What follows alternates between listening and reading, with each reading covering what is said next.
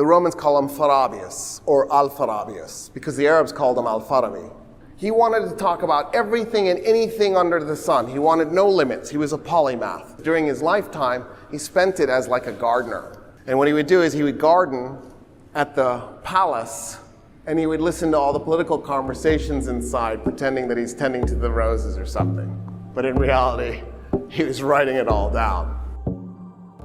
The Perfect State by Alpharabius or Al-Farabi, also known as the Ideal or Virtuous City. Introduction. The ideal city is that expression which evokes the dreams of wise men and philosophers, from Plato to Thomas More, up to the modern era, each with their own perspective on that hoped-for utopian life. Al-Farabi, philosopher known as the Second Teacher, was the first to develop a comprehensive concept of the ideal city from an Arab-Islamic perspective, which is the subject of this book before us. The book includes 37 chapters, in which the author addresses 4 main topics: the divine self, represented in the first being, the world, and everything it contains, the human soul, and finally, the perfect state, its ethics, and its fundamental principles. Here, Al-Farabi formulates an ideal image of cooperation among members of society for an ideal city where justice prevails, its inhabitants enjoy happiness, and their virtues enable them to withstand the ignorance of other cities. Section 1. The Divine Essence. Chapter 1. On the First Existent. The first existent is the primary cause for the existence of all other existents. It is free from all forms of deficiency, while everything else cannot be devoid of some aspect of deficiency, whether one or more.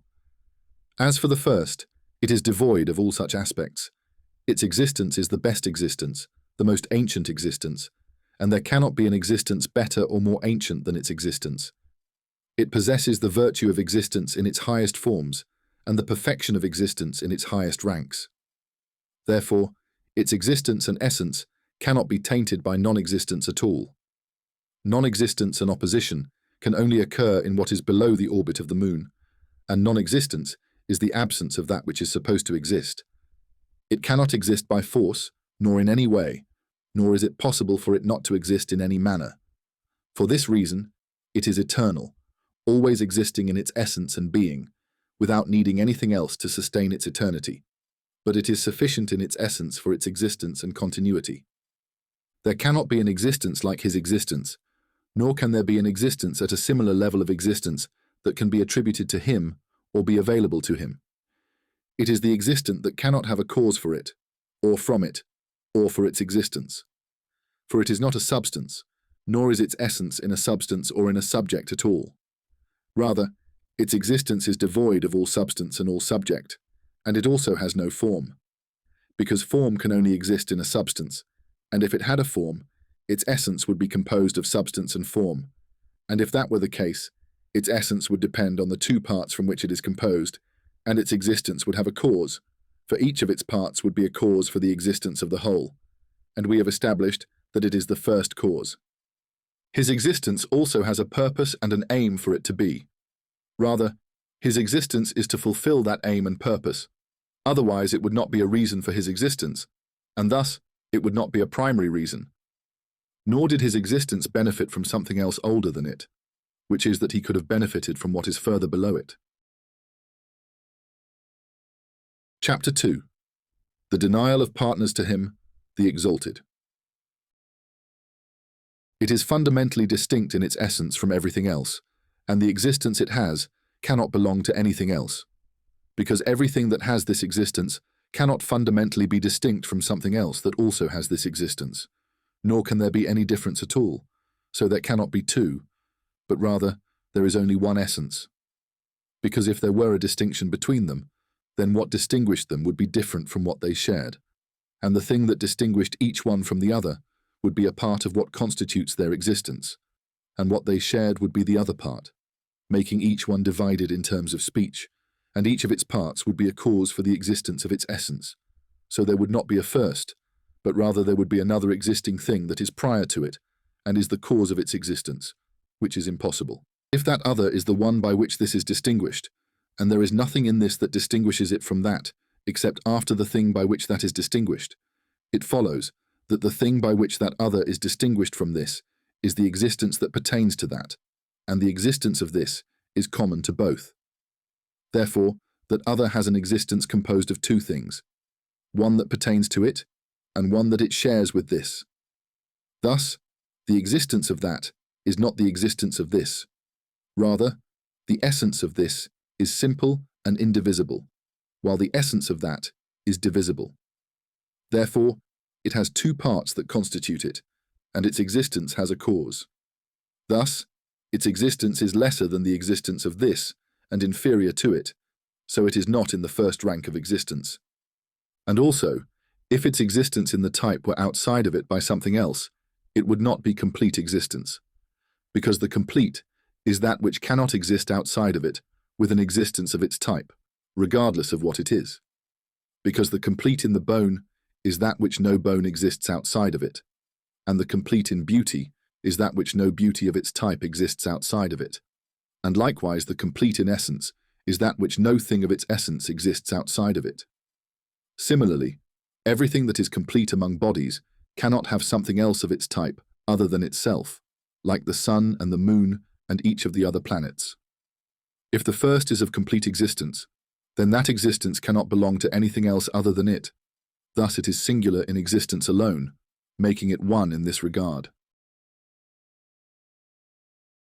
Chapter 3. The denial of the opposite to him. And also, it cannot have an opposite, as this becomes clear when the meaning of the opposite is understood. For the opposite is something that is distinct from the thing, so the opposite of a thing cannot be the thing itself. However, not everything that is distinct is an opposite, nor is everything that cannot be the thing an opposite. But everything that is also antagonistic has the nature of nullifying each other and corrupting each other when they come together. And the nature of each one is that if it exists where the other exists, the other is negated, and it is negated inasmuch as it exists in it, due to the existence of the other in the thing in which the first was. This is general for everything that can have an opposite. For if a thing is an opposite to another in its action, not in all its states, then their actions are only in this respect. If they are opposed in their qualities, then their qualities are in this respect. And if they are opposed in their essence, then their essence is in this respect. If the first has an opposite, then it is in this respect from its opposite, and it follows that the nature of each one of them is to be corrupted, and it is possible for the first to be nullified by its opposite, and this occurs in its essence. What can be corrupted does not have its essence and existence in its essence. Rather, its essence is insufficient for it to remain in existence, nor is its essence sufficient for it to come into existence, but this is dependent on something else. As for what can possibly not exist, it cannot be eternal, and what has an essence that is not sufficient for its persistence or existence has another cause for its existence or persistence, so it cannot be the first. Moreover, its existence is only due to the absence of its opposite. Thus, the absence of its opposite is the cause of its existence, so it is not the first cause at all. And also, it is necessary for both of them to have a common ground, applicable to both, so that their meeting in it can nullify each other, either in subject, genus, or something else besides them, and this must be established, and these two must alternate upon it. Therefore, it is older in existence than each of them. If someone establishes something that is not in this manner as a counterpart to something, then what they establish is not a counterpart, but rather something that is different in a way other than the opposition, and we do not deny that the first can have other differences aside from the opposition, and aside from what exists. Therefore, it cannot be that something exists in its state of existence, because opposites are in the same rank of existence. Therefore, the first is unique in its existence. Nothing else shares its type of existence at all, so it is indeed one. And yet he is also unique in his rank alone. He is also one in this regard. Chapter 4. Negation of any limit for him. And also, it is not divided by the statement into things by which it is substance, for it cannot be that the statement explaining its meaning indicates that each part of its parts refers to a part of what constitutes its substance. If that were the case, the parts by which it is substance would be causes for its existence, in a way that the meanings indicated by the parts of the definition would be causes for the existence of the defined, and in a way that the matter and form would be causes for the existence of what is composed of them, which is not possible in it, since it was first, and there is no cause for its existence at all. If it cannot be divided into these sections, then it is further from being divided into sections of quantity and other forms of division.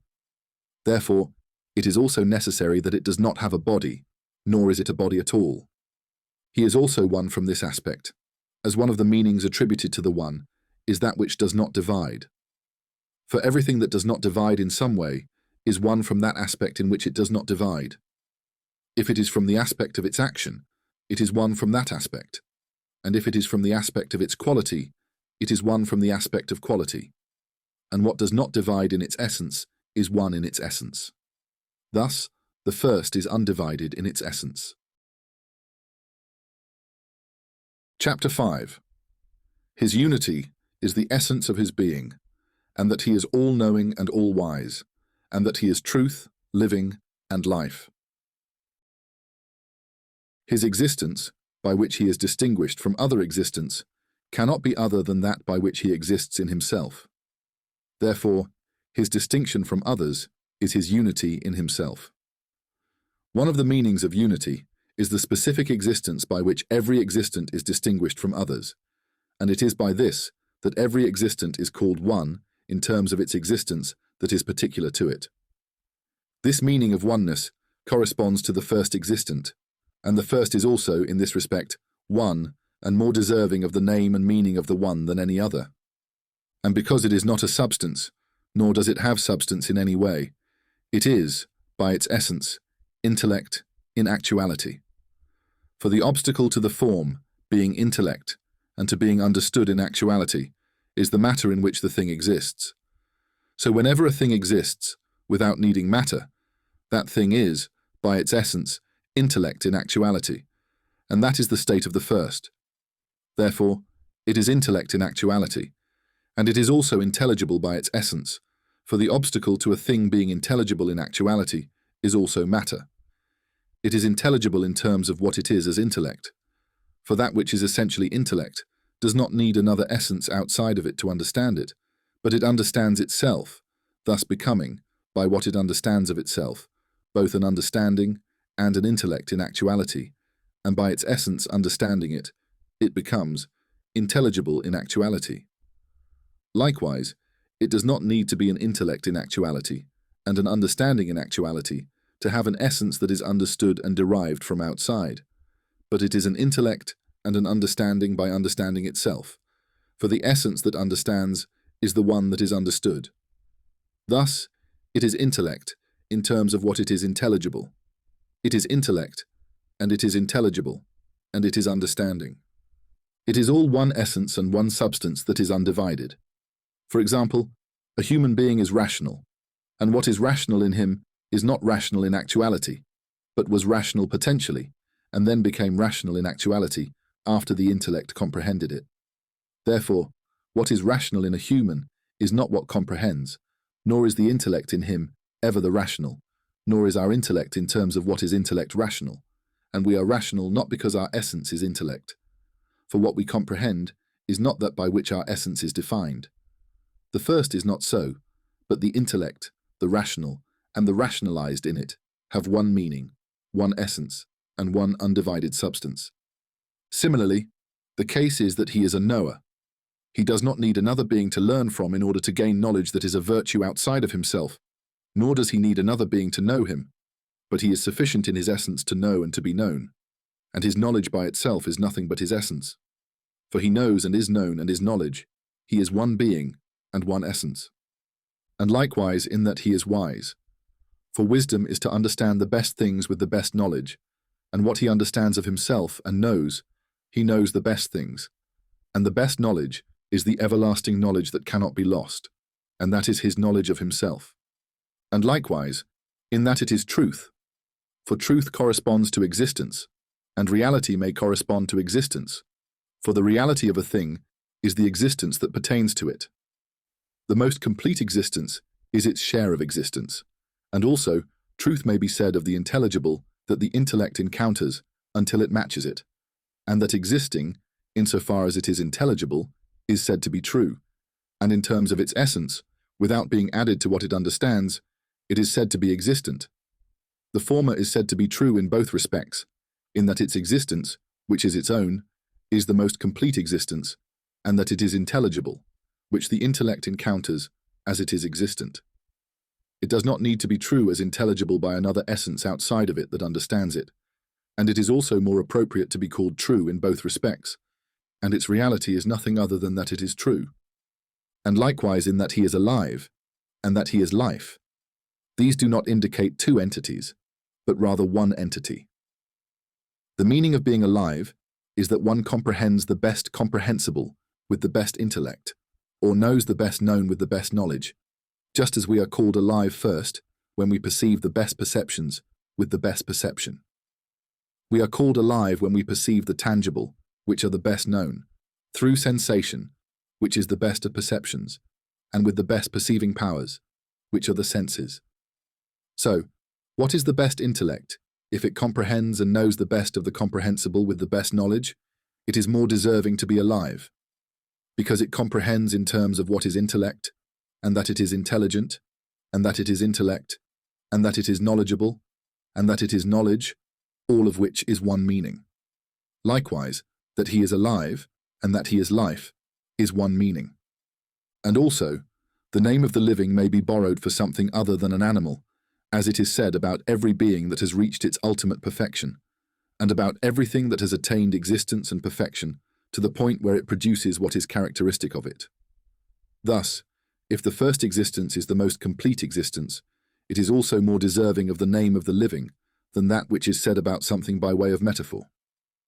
Everything that has a more complete existence, when known and understood, has what can be understood and known from it as more complete, provided that what is understood from it in our minds corresponds to what exists of it. According to its existence outside of our minds, its concept in our minds corresponds to its existence, and if it has a deficient existence, its concept in our minds is understood as more deficient. The movement, time, infinity, nothingness, and similar entities are all imperfect existences. The concepts of each one of them in our minds are imperfect as well, since they are inherently imperfect existences. In contrast, numbers, triangles, squares, and similar entities have more complete concepts in our minds because they possess a more complete existence. Therefore, it is necessary that the first, being at the pinnacle of existence's perfection, should also have its concept in our minds at the utmost level of perfection. However, we find the situation to be otherwise, and we should understand that it is not beyond our grasp due to its ultimate perfection, but rather because of the weakness of our intellects and their entanglement with matter and nothingness, which makes it difficult for us to comprehend and conceive it as it truly exists. The excess of its perfection dazzles us, preventing us from fully imagining it, just as light is the first and most complete of all visible things. It enables all other visible things to be seen, and is the reason colors become visible. It should be that everything that is more complete and greater is perceived more completely by sight. Yet we observe the opposite. The larger something is, the weaker our perception of it becomes, not due to its obscurity or deficiency, but because it is, in itself, at the utmost level of visibility and illumination. However, its perfection, as light, dazzles the eyes, causing them to be bewildered by it. Also, the measurement of the first cause, the first intellect, and the first truth, and our intellects. It is not the deficiency of its concept in us that causes its deficiency in itself, nor is it our difficulty in perceiving it due to its difficulty in existence, but rather, it is the weakness of our intellectual powers that makes its conception difficult. The concepts that exist within us are incomplete, and our perception of them is weak. This can be divided into two types. One type is impossible in itself to be fully conceived and understood due to the weakness of its existence and the deficiency of its essence and substance. The other type is available in terms of understanding and can be conceived in the most complete manner, but our minds and intellectual faculties are incapable of fully grasping it due to their weakness and distance from the essence of that thing, preventing us from conceiving it in its entirety and as it truly is in terms of perfect existence. These two types are at opposite ends of existence, one at the pinnacle of perfection and the other at the extreme of deficiency.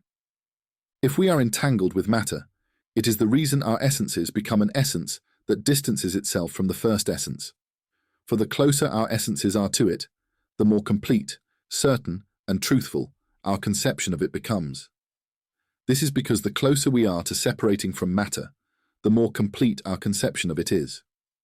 We become closer to it by becoming actual intellect, and when we completely separate from matter, the intelligible in our minds becomes as complete as it can be.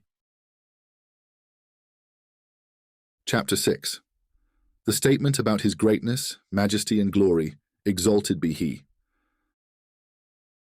And likewise his greatness, majesty, and glory. Indeed, greatness, majesty, and glory in something are based on its perfection, either in its essence or in a characteristic of it. Most of what is said about us is due to the perfection we have in a characteristic of our attributes, such as wealth and knowledge, and in some characteristics of the body. The first, when its perfection is evident to every perfection, its greatness, majesty, and glory are evident to every being of greatness and glory. Its greatness and glory are the ultimate in what it has from its essence, not in anything else outside of its essence and self. It possesses greatness in its essence and glory in its essence, whether others glorify it or not, whether others exalt it or not, whether others praise it or not.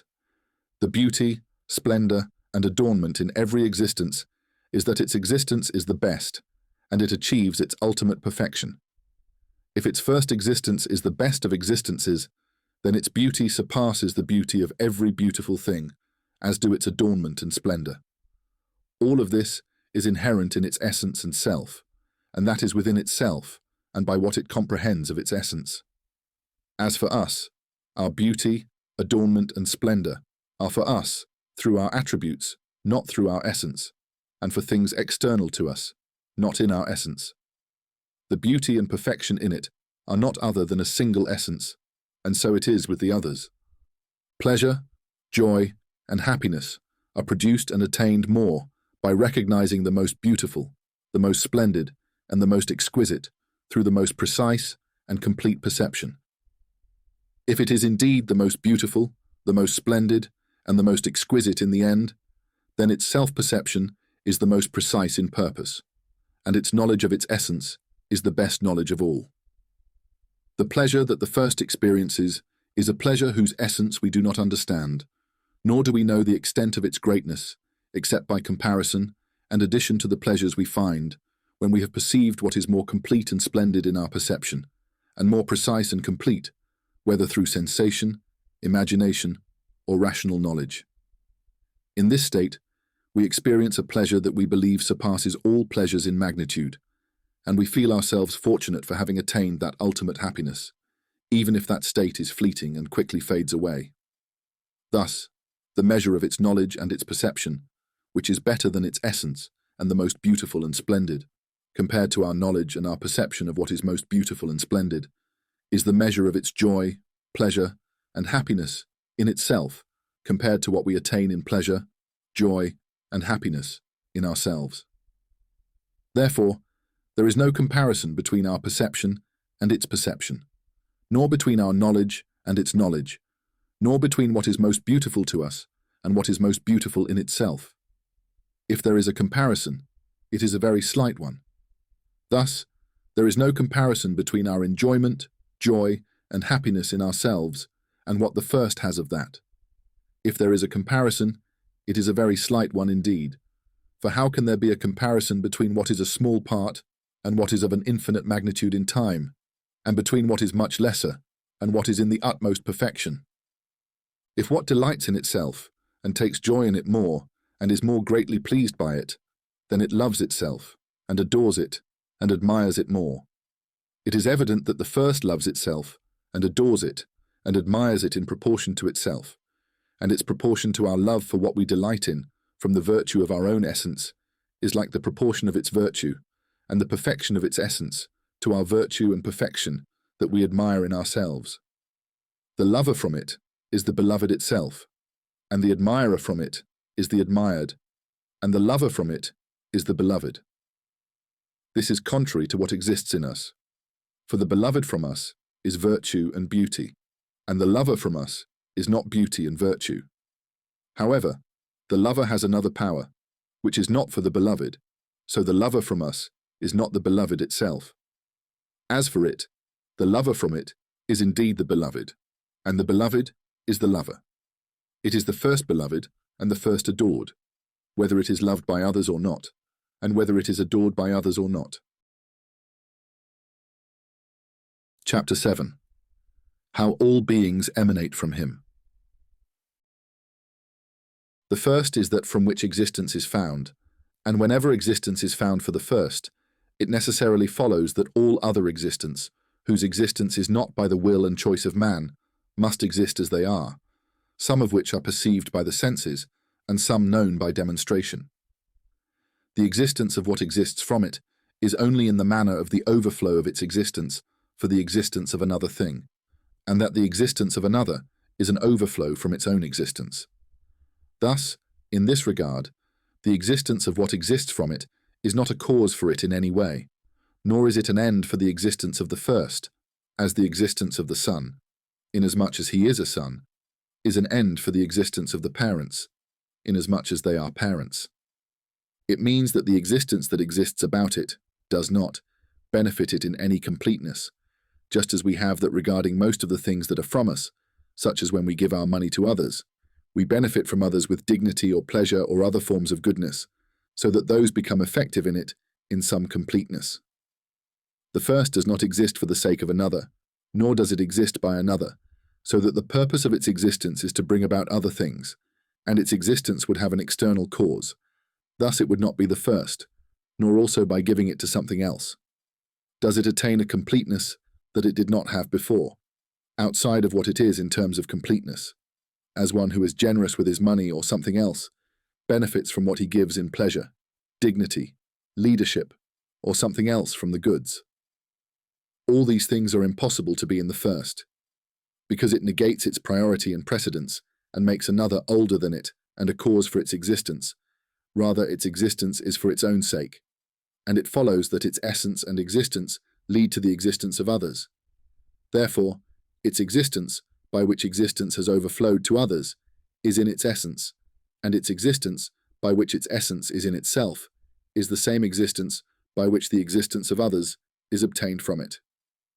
It does not divide into two things, one of which is for the essence of itself, and the other for the attainment of something else from it.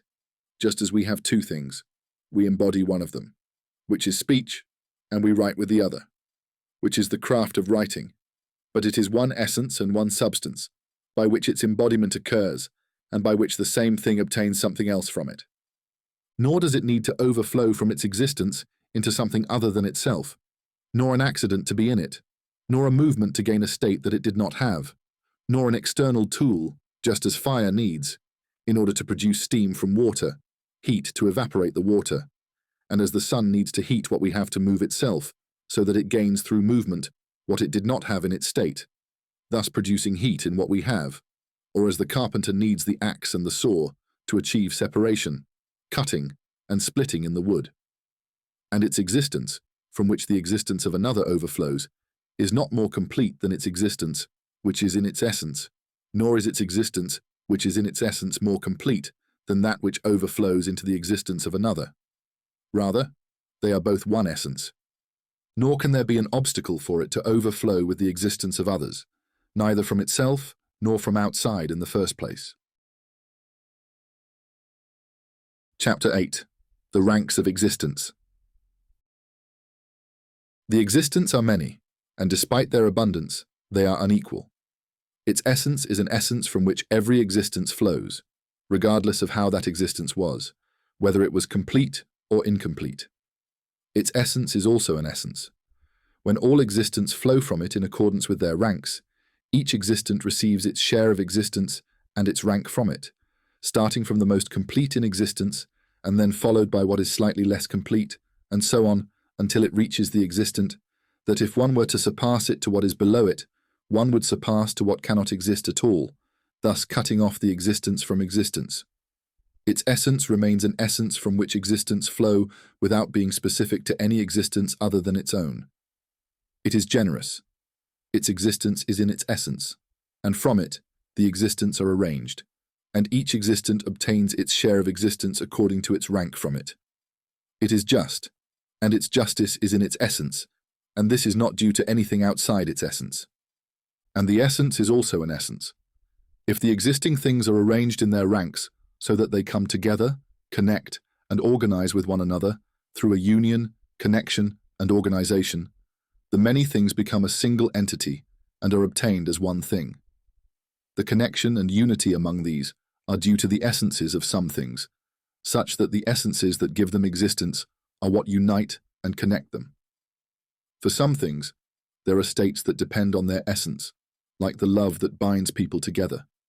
It is a state within them, but it is not their essences that give them existence. This is also derived from the first, because in the essence of the first, many existing things with their essences acquire the states through which they connect and unite. Chapter 9. The names that should be used to call the Most High, exalted be His glory. The names that should be used for the first are those that indicate in the beings we have, and then in the best of them, perfection and the virtue of existence, without any of those names indicating the perfection and virtue that is usually indicated by those names in the beings we have and in the best of them, but rather indicating the perfection that is specific to it in its essence. Also, the types of perfections that are usually indicated by those many names are numerous, and it should not be thought that the types of its perfections indicated by its many names are many types, to which the first is divided and takes on all of them, but rather it should indicate by those many names a single essence and a single existence that is not divided at all. The names that indicate perfection and virtue in the things we have include those that refer to what a thing is in itself, not in relation to something else outside of it, such as the one existing and the living. There are also those that indicate what a thing is in relation to something else outside of it, such as justice and generosity. These names, as far as we are concerned, indicate a virtue and perfection, where their addition to something else outside of them is part of that perfection, so that this addition becomes part of what is indicated by those names, in that the name or that virtue and perfection is constituted by the addition to something else. Whenever such names are transferred and used to refer to the first, we intend for them to indicate the addition that it has to another, by what has overflowed from its existence. We should not consider the addition as part of its perfection, nor should we make that perfection, indicated by that name, dependent on that addition. Rather, we should indicate a substance and perfection that necessarily follows that addition, and that the essence of that addition is based on that substance, and that this addition is subordinate to the essence of that substance, indicated by that name. Chapter 10. Secondary existence and how many arise. The first overflows with the existence of the second. This second is also a non-corporeal essence, nor is it in matter. It understands itself and understands the first, and what it understands from itself is not something other than itself. From what it understands of the first, the existence of a third is necessitated, and from what is essentially characterized by its own essence, the existence of the first heaven is necessitated. The third also exists not in matter, and it is by its essence intellect, which understands itself and understands the first. Thus, from the essence that is specific to it, the existence of the sphere of the fixed stars follows, and from what it understands of the first, the existence of a fourth follows. And this is also not in substance, for it understands itself and understands the first. Thus, what it has in its essence that is specific to it necessitates the existence of Saturn's sphere, and what it understands from the first necessitates the existence of a fifth. And this fifth one also exists not in substance, it understands itself and understands the first. By what it embodies from itself, the existence of the planet Jupiter follows, and by what it understands from the first, the existence of a sixth follows. And this also exists not in substance, and it understands itself and the first. By what it embodies from itself, the existence of the sphere of Mars follows, and by what it understands from the first, the existence of the seventh follows.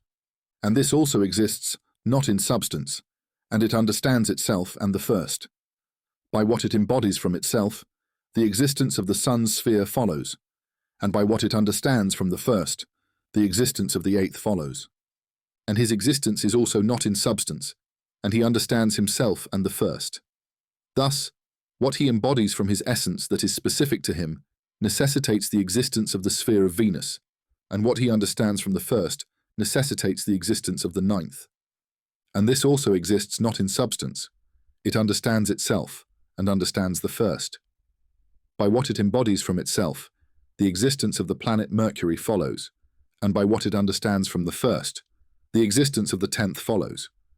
And this also exists not in substance, and it understands itself and the first. Thus, what it embodies from itself necessitates the existence of the moon's sphere, and what it understands from the first necessitates the existence of an 11th. And this 11th is also its existence not in matter. It understands itself and understands the first, but with it ends the existence that does not need what exists that existence to matter and subject at all. These are the separate things that are in their essences intellects and intelligibles, and at the sphere of the moon, the existence of celestial bodies ends, which by their nature move in a circle. Section 2. The world and everything it contains. Chapter 11. The existing entities and bodies that we have. And these entities, which we have enumerated, are those that have attained their best perfections in their essences from the very beginning. At these two, the moon's sphere and the 11th intellect, the existence of these ceases, and those that follow are not ones that, by their nature, are meant to exist in the best perfections of their essences from the very beginning. Rather, their nature is to first have a deficiency in their existences, from which they begin, and then gradually advance until each type reaches its utmost perfection in its essence, and then in all its accidents. This condition is inherent in the nature of this kind, without being influenced by anything foreign to it. Some of these are natural, some are voluntary, and some are a combination of the natural and the voluntary. The natural ones serve as a prelude to the voluntary, and their existence in time precedes the voluntary. The voluntary cannot exist without the natural existing beforehand. The natural bodies among these are the elements, such as fire, air, water, and earth, along with their counterparts like steam and flame, and the mineral ones like stones and their kinds, as well as plants and non-speaking animals and speaking animals. Chapter 12. Matter and Forms. Each one of these consists of two things. One is its status as the wood of the bed, and the other is its status as the form of the bed. What corresponds to the wood is the matter and the potentiality, and what corresponds to the form is the shape and the configuration. Whatever resembles these two in things, the matter is placed to constitute the form, and the form cannot have existence and reality without the matter. The existence of the matter is for the sake of the form, and if there were no form, the matter would not exist. The existence of the form is not to bring the matter into being, but to achieve the actual essence of the embodied substance, for every type only becomes actually existent, and in its most complete existence when its form is realized. As long as its matter exists without its form, it is merely that type in potentiality. For instance, the wood of the bed, as long as it lacks the form of the bed, is a bed in potentiality, and it only becomes an actual bed when its form is realized in its matter. The lesser existence of a thing is in its matter, and the more complete existence is in its form. The images of these bodies are contradictory, and each one of them can exist and not exist, and the substance of each one is capable of its form and its opposite, and it is possible for the image of the thing to exist in it and not to exist. Rather, it can exist in a different form. The elements are four, and their forms are opposites, and the substance of each one of them is capable of the form of that element and its opposite, and the substance of each one of them is common to all, and it is the substance of itself and of other bodies that are beneath the celestial bodies. Because everything beneath the heavens is derived from the elements, and the substances of the elements do not have their own substances, for they are the primary substances common to everything beneath the heavens. None of these is given its form from the very beginning, but each of the bodies is first given its substance, which is its potential existence only, not actual, since it was only given its primary substance, and therefore it is always striving for what it will take on as its form, and then it continues to progress step by step until it attains the form by which it exists actually. Chapter 13. The division between ranks, hylomorphic bodies, and divine existences. The order of these entities is that the least is presented first, then the better and the better, until it reaches the best, which is the one with no better than it. The least is the common first matter, and better than it are the elements, then the minerals, then the plants, then the non-speaking animals, then the speaking animals, and there is nothing better than the speaking animals. As for the entities mentioned earlier, they are arranged first by the best, then the lesser, and so on, until the least is reached. The best and most complete of them is the first. As for the things that come from the first, the best among them in general are those that are neither bodies nor from bodies, followed by the celestial ones. The best of the separative ones from this is the second, then the rest in order until it reaches the 11th. The best of the celestial ones is the first sky, then the second, and then the rest in order until it reaches the 9th, which is the sphere of the moon. The separative things that come after the first are 10, and the celestial bodies in general are 9, making a total of 19. Each one of the 10 is unique in its existence and rank, and its existence cannot be for anything other than itself, because if its existence is shared with another, that other, if it is not this one, must necessarily have something that distinguishes it from this, and that distinguishing thing, by which it is different from this, is its own existence. Thus, the existence that belongs to that thing is not the same as the existence by which this one exists. Therefore, their existences are not one existence, but each one of them has something that belongs to it, and it cannot have an opposite, because what has an opposite has a common substance between it and its opposite, and it is not possible for any one of these to have a substance. Also, what falls under a certain type has many individuals due to the multitude of subjects of that type's form. Thus, what does not have a substance cannot have anything else in its type other than itself. And also, opposites occur either from things whose essences are opposed, or from a single thing that has opposing states and relations in its position, like cold and heat, which both arise from the sun. However, the sun exists in two different states of proximity and distance, creating opposing conditions and relations. The first cannot have an opposite, nor can its states be opposed to the second, nor can its relation to the second be an opposing relation. The second cannot have opposition, nor can the third, until it reaches the 10th. Each of the 10 understands itself and understands the first, and none of them is sufficient to be the perfect being by understanding itself alone. Rather, it only acquires complete virtue by understanding the essence of the first, along with itself. According to the increase of the first's virtue over its own virtue, the joy it derives from itself by understanding the first is greater than the joy it derives from itself when it understands its own essence. Likewise, its pleasure in itself, as it understands the first, is greater than its pleasure in what it understands of itself, according to the increase of the first's perfection over its own perfection, and its admiration for itself and its love for itself, as it understands the first, is greater than its admiration for itself and its love for itself, as it understands its own essence, according to the increase of the first's splendor and beauty over its own splendor and beauty. Thus, the beloved is first, and the admirer is first in relation to what it understands of the first, and second in relation to what it understands of itself. Therefore, the first is also, in relation to this 10, the first beloved and the first adored. Chapter 14. What celestial bodies have in common. The celestial bodies consist of 9 groups in 9 ranks. Each group is encompassed by a single spherical body. The first of these contains only one body, which moves in a very rapid circular motion. The second contains one body that includes other bodies with shared motion, having only 2 types of movement, all of which participate in both movements. The third, and those following up to the seventh, each encompass many bodies that differ in certain movements, specific to each one while sharing in other movements. The nature of all these bodies is the same, differing in types, and there can only be one of each type, with nothing else sharing that type. For instance, the sun has no other body of its kind sharing its existence. It is unique in its existence, as is the moon and the other planets. And this is the homogeneity of the hylomorphic entities, in that they have subjects that resemble the materials set to carry the forms, and things that are like the forms, through which they become substantial. The essence of those things in those subjects, except that their forms cannot have opposites.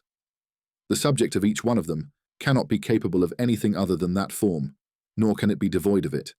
And because the subjects of their forms do not have non-existence in any way, nor do their forms have corresponding non-existences, their subjects have become such that they do not hinder their forms from being intelligible and being intelligences in themselves. Each one of these, in its form, is an intellect in actuality, and it understands the essence of the separable from which the existence of that body arises, and it understands the first. Not everything that is understood from its essence is understood as an intellect, because it understands its subject, and its subject is not an intellect. And if it does not understand through its subject, but rather through its form, then there is something understood that is not understood. It understands everything through which it has its essence and form, meaning that its essence is in a form and a subject, and with this, it differs from the first and the 10 that are separated from matter and from every subject, and it shares with man in substance.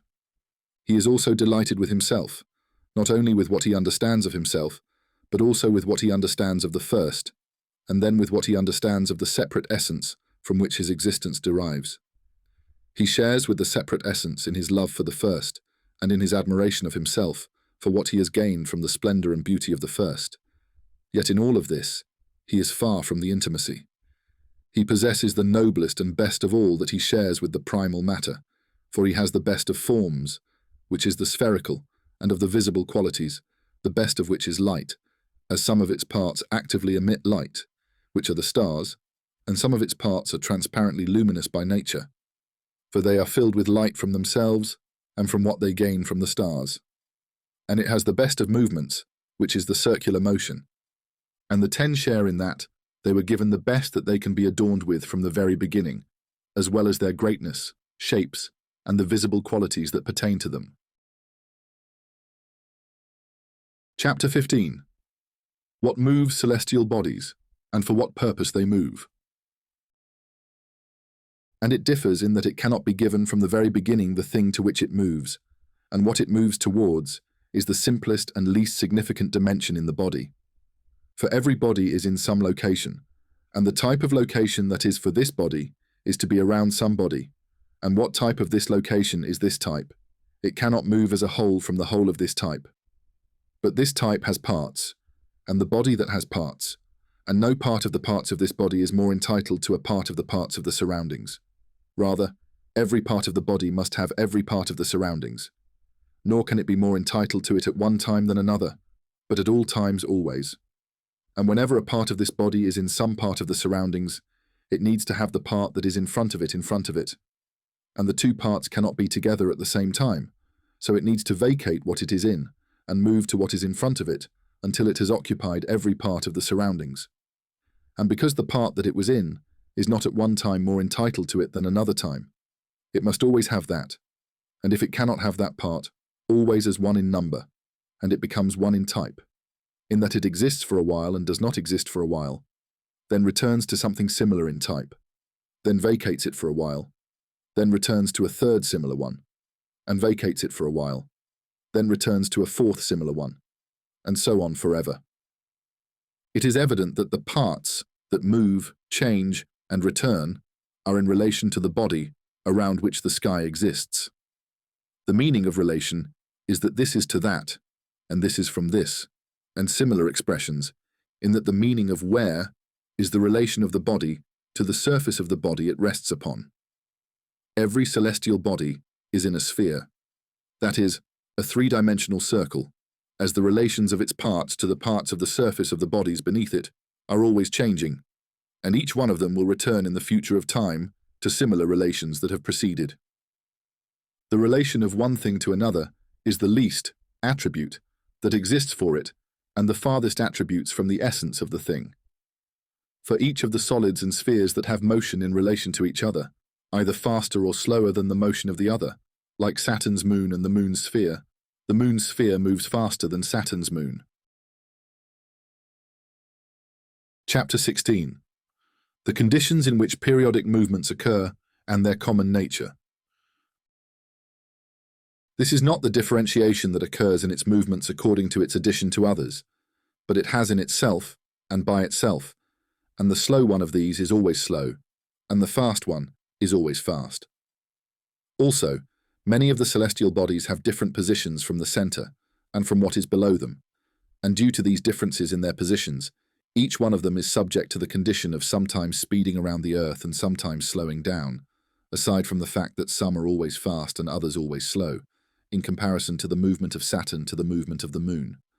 And they are connected by adding some to others, in that they sometimes come together and sometimes separate, and some of them have opposing ratios to one another. Also, they sometimes come closer to some of what is below them, and sometimes move away from it, and sometimes they appear, and sometimes they conceal themselves. So these oppositions affect them not in their essences, nor in the qualities that are close to their essences, but in their ratios, such as rising and setting. For these are two opposing ratios for them in relation to what is below them. And the celestial body is the first of the existents that are affected by opposing things. The first things in which there is opposition are the ratios of this body to what is beneath it, and the ratios of some to others. These oppositions are the lowest of oppositions, and opposition is a deficiency in existence. So the celestial body is subject to deficiency in the lowest of things that are meant to exist. All celestial bodies also share a common nature, which is that they all move in the motion of the first body, including a periodic movement in day and night. This movement is not forced upon what is beneath the first sky, for it is impossible for anything in the sky to move by compulsion. There is also a variation in their essences without contradiction, such as the distinction between Saturn and Jupiter, and between each planet and every other planet, and between each sphere and every other sphere. Then, as we mentioned, there follows a contradiction in their relations, and those relations and their oppositions change and alternate, so that they abandon one relation and become opposed to it, then return to what they had abandoned in type, not in number, so that they have relations that repeat, with some returning over a longer period and others over a shorter period, and states and relations that do not repeat at all. It may also happen that a group of them has relations to one thing that are contradictory, such as some being close to something, while others are far from that very thing. Chapter 17. Why the first form and the first matter occur. It is necessary, due to the common nature that has the existence of the first common matter for everything beneath it, and due to the difference of their essences, to have many bodies with different essences. And due to the opposition of their relations and additions, there exist opposing forms. And due to the change of opposing relations upon it, and their succession, the opposing forms change upon the first matter, and succeed one another. And due to the occurrence of opposing relations and conflicting additions to a single essence at the same time among a group of bodies that have a mixture of things with opposing forms and their mixtures, many types of bodies arise from those different mixtures. And from their repeated and returning additions, things that recur, and some of which return in a shorter duration, and some in a longer duration, occur. And regarding what does not repeat from their additions and states, they only happen at a certain time, without having existed previously, and without occurring later, things that happen and do not repeat at all. Chapter 18. The ranks of hylomorphic bodies in occurrence. First, the elements occur, then those that are similar to them and compare with them, such as vapors and their types, like clouds and winds and everything that happens in the atmosphere, as well as their counterparts around and beneath the earth, in water and fire. In the elements, and in each one of those, there are forces that move by themselves towards things that are meant to exist for them, or by them, without an external mover, and forces that act upon each other, and forces that accept the action of one another. Then the celestial bodies act upon them, and they act upon each other, resulting from the gathering of actions from these directions. Many types of mixtures and blends occur, with various quantities, differing without contradiction, and differing with contradiction. It is necessary for the existence of other bodies, so the elements first mix with each other, resulting in many opposing bodies. Then these opposing bodies mix with each other and with the elements, creating a second mixture after the first, which also results in many bodies with opposing forms. In each of these, there are also forces that act upon each other, and forces that accept the action of others, from the bodies, within them, and forces that move by themselves without an external mover. Then the celestial bodies also act upon them, and they act upon each other, and the elements act upon them, and they also act upon the elements, resulting in many other mixtures from the convergence of these actions in different directions, distancing them significantly from the elements and the primary matter. The mixing continues, one after another, with the second mixture always being more complex than the one before it, until bodies are formed that cannot mix, resulting in another body that is further removed from the elements, at which point the mixing stops. Some bodies arise from the first mixture, some from the second, some from the third, and some from another mixture. Minerals arise from a mixture that is closer to the elements and less complex, and their distance from the elements is of lower orders. Plants arise from a mixture that is more complex than that of minerals, and further from the elements by higher orders. Non-speaking animals arise from a mixture that is more complex than that of plants, and only humans arise from the final mixture. In each of these types, there are forces that move by themselves, forces that act on others, and forces that accept the action of others. The agent acting on others has three general subjects of action. Some act on it most, some act on it least, and some act on it equally. Similarly, the recipient of the action of others can be the subject of three types of agents: that which acts on it most, that which acts on it least, and that which acts on it equally. The action of each one on each one is either by supporting it or by opposing it. Then the celestial bodies act on each one of them with the action of some on others, in that they support each other and oppose each other. What supports, it supports at times and opposes at times, and what opposes, it opposes at times and supports at another time. Thus, the types of celestial actions are coupled with each other, resulting in many mixtures and combinations, leading to many different individuals in each type. These are the causes of the existence of natural things that are under the heavens. Chapter 19. On the succession of forms on matter. And in these aspects, its existence is first. If it exists, its way is to remain and endure. However, since this is the case for existing entities, which consist of matter and form, and the forms are contradictory, and every matter has the nature to have both this form and its opposite, each of these bodies has a right and entitlement to its form, and a right and entitlement to its matter. The one who has the right to his form must remain in the existence that belongs to him, and the one who has the right to his substance must exist in another existence that is opposed to the existence that is his.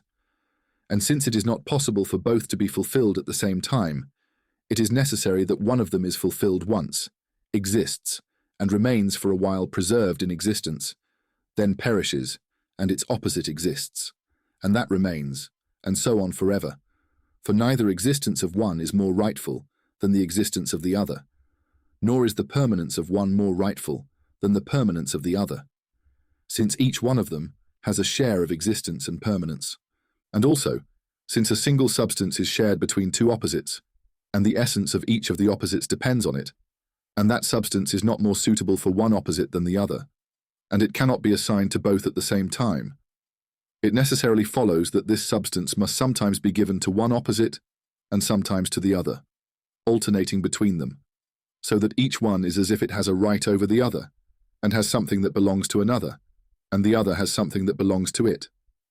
Thus, each one has a certain right that should be given to each one from the other.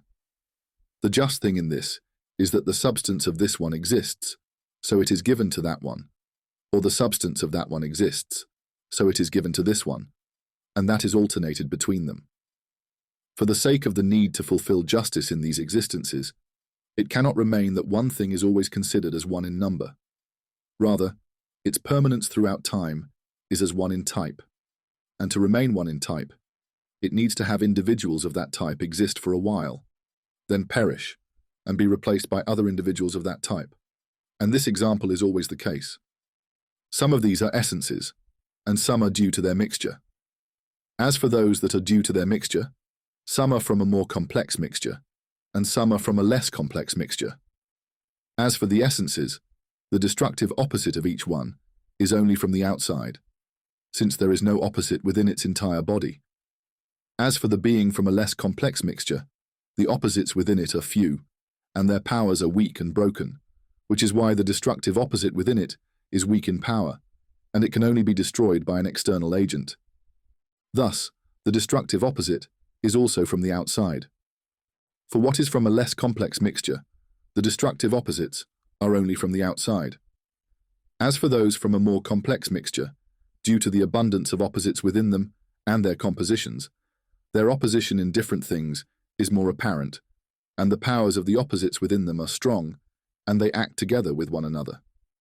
Also, since they are made of dissimilar parts, it does not prevent the existence of opposition, so the destructive opposite can be from both outside and inside its body.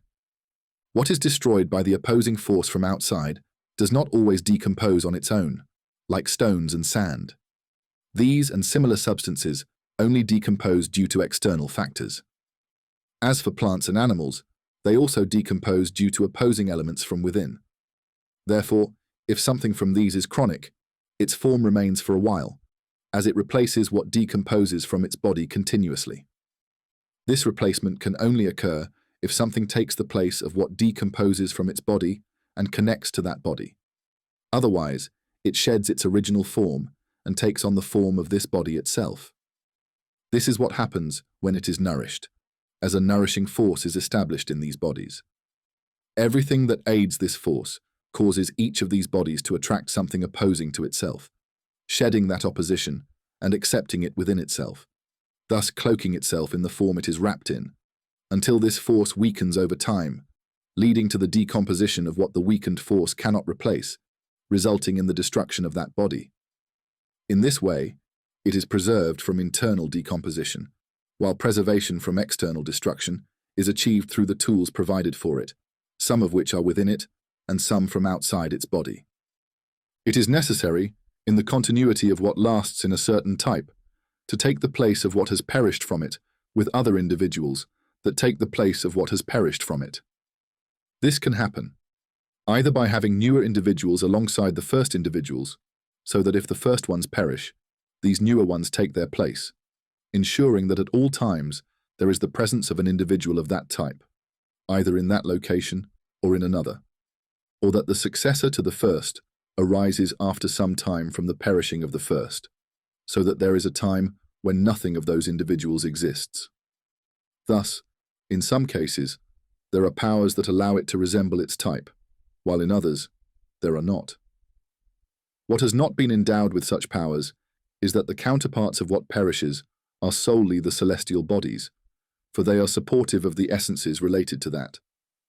And what has been endowed with a power to create its counterpart in type is based on that power it possesses, and this is coupled with the actions of celestial bodies and other bodies, either by benefiting or by opposing, in a way that does not nullify the action of the power, but rather causes a mixture, or it may moderate the action occurring with that power, or it may slightly or greatly remove it from moderation to the extent that does not nullify its action, thus resulting in what takes the place of the perished of that type.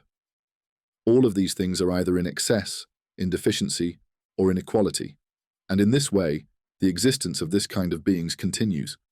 Each of these bodies has a right and a claim based on its form, and a right and a claim based on its substance. The one that has a right based on its form is to remain in the existence it has, and not to cease. And the one that has a right based on its substance is to exist in another existence that is opposite and contrary to the existence it has. Justice is to fulfill the claim of each one of them, and since it is not possible to fulfill it for both at the same time, it is necessary to fulfill this one at one time, and that one at another time, so that one exists and remains for a period while being preserved in existence, and then perishes and finds its opposite, and this is always the case. And that which preserves its existence is either a force in the body in which its image exists, or a force in another body that serves as a comparative tool to assist in preserving its existence. Or it may be that the one responsible for its preservation is another body that oversees the preserved, which is the celestial body, or some other body, or it may be through the combination of all of these. And also, since these existences are opposed, the substance of each of the two opposites is shared. The substance of this body is also the very substance of that one, and the substance of that one is also the very substance of this one. Thus, for each one, there is something that belongs to the other, and for the other, there is something that belongs to it. So it is as if each one has a right that should be given to each one from each one. The substance that belongs to a thing in relation to another is either a substance that can take on the form of that very thing, like a body that nourishes itself with another body, or a substance that can take on the form of its kind, not its exact form, like people who replace those who have passed away. The just thing in this is to find what is with this one from the substance of that one, to give that to this one, and what is with that one from the substance of this one, to give that to this one. What allows a thing to fulfill its substance from its opposite, and to extract it from it, can either be a power within it, combined with its form in a single body, making that body a tool for it in this without separation, or it can be in another body, making that a separate tool that serves it in extracting substance from its opposite only, and there can be another power in that body or in another that covers it, either with its exact form or with the form of its kind, or there can be a single power that does both actions, or the one that fulfills its right for it is another body that presides over it, either celestial or otherwise, or it can be through the combination of all these. A body is only a substance for another body, either by providing it with its complete form or by covering it with a part of its form and diminishing its dignity.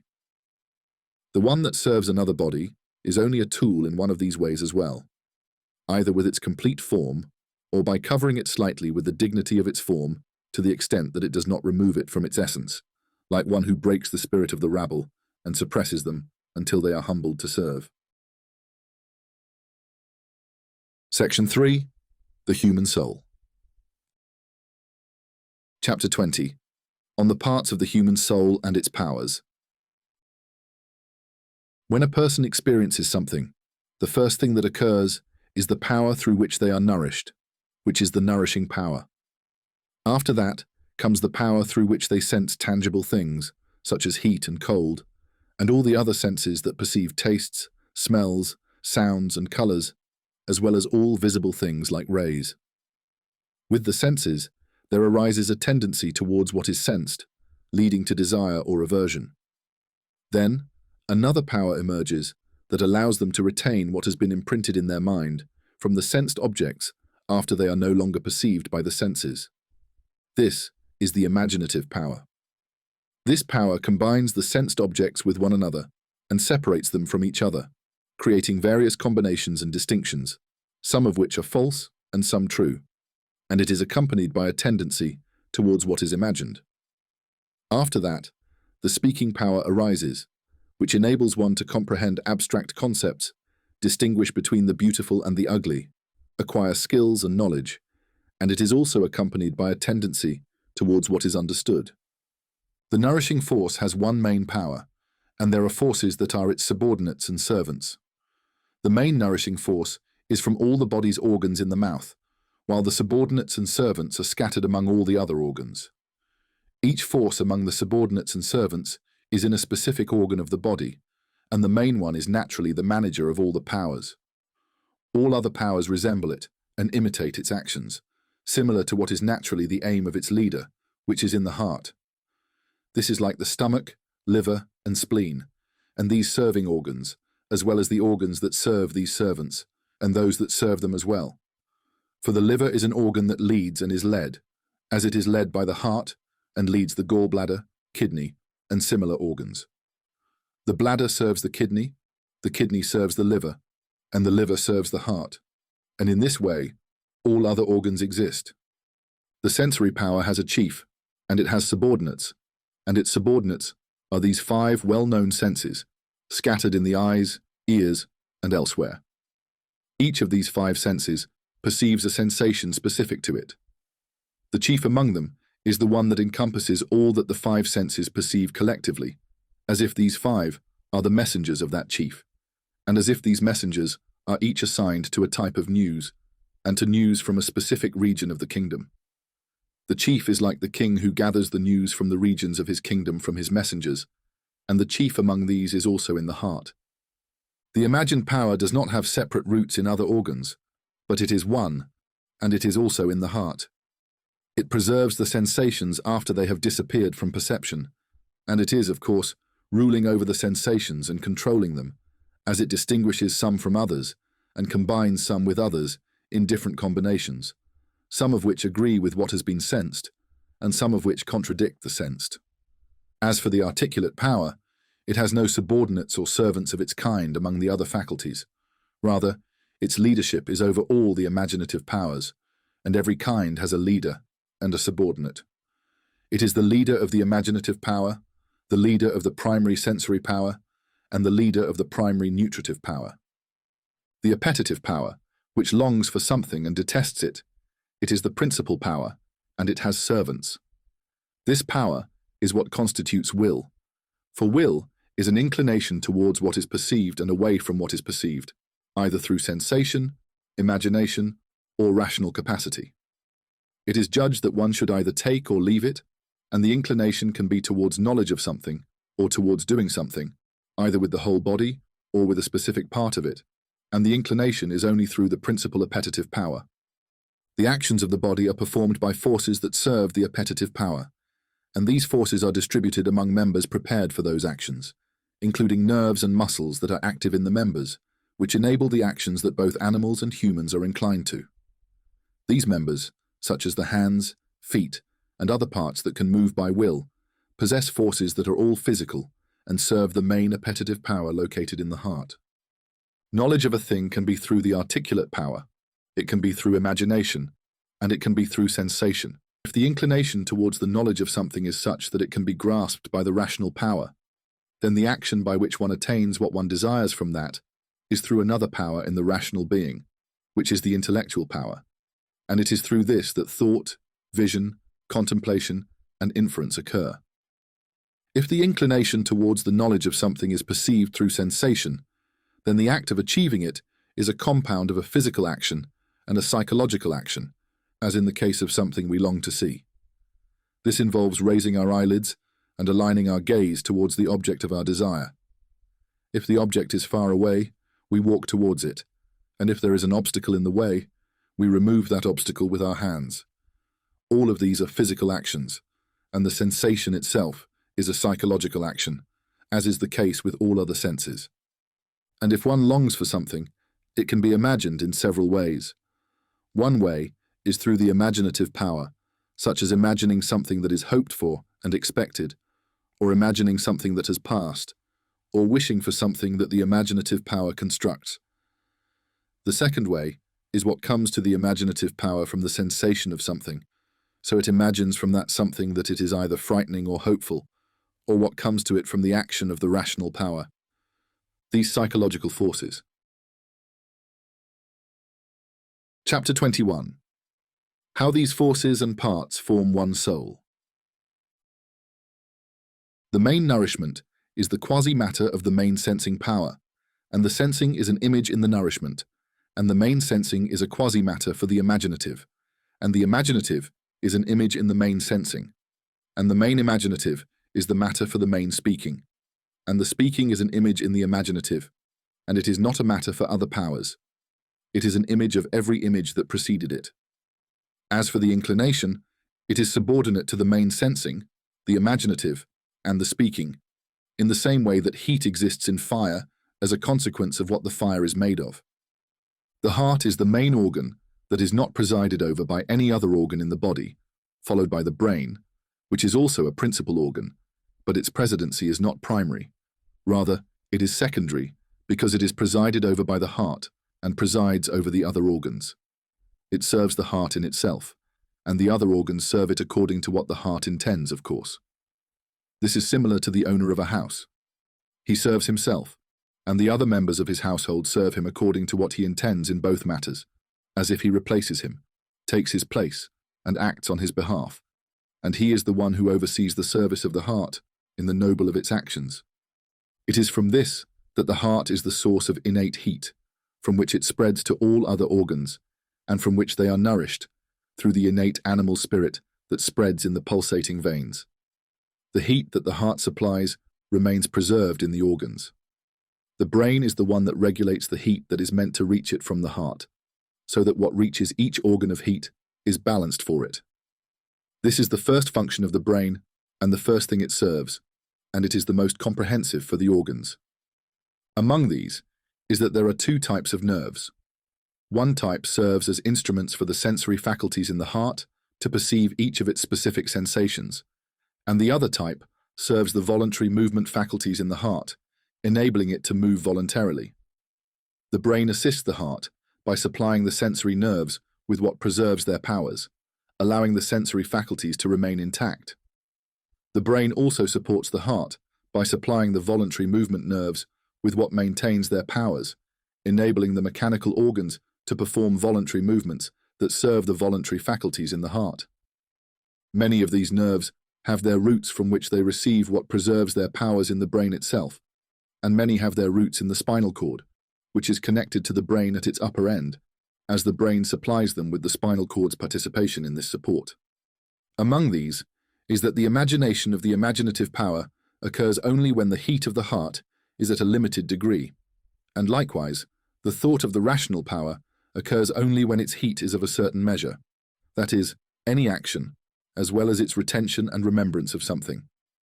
The brain also serves the heart by regulating its temperature to the moderation that is provided by its imagination, and to the moderation that is provided by its thought and contemplation, and to the moderation that is provided by its memory and recollection. With part of it, it adjusts what is suitable for imagination. With another part, it adjusts what is suitable for thought, and with a third part, it adjusts what is suitable for memory and remembrance. This is because the heart, being the source of innate heat, cannot have the heat within it anything but strong and excessive, so that it can overflow to the other organs, and to avoid being deficient or excessive.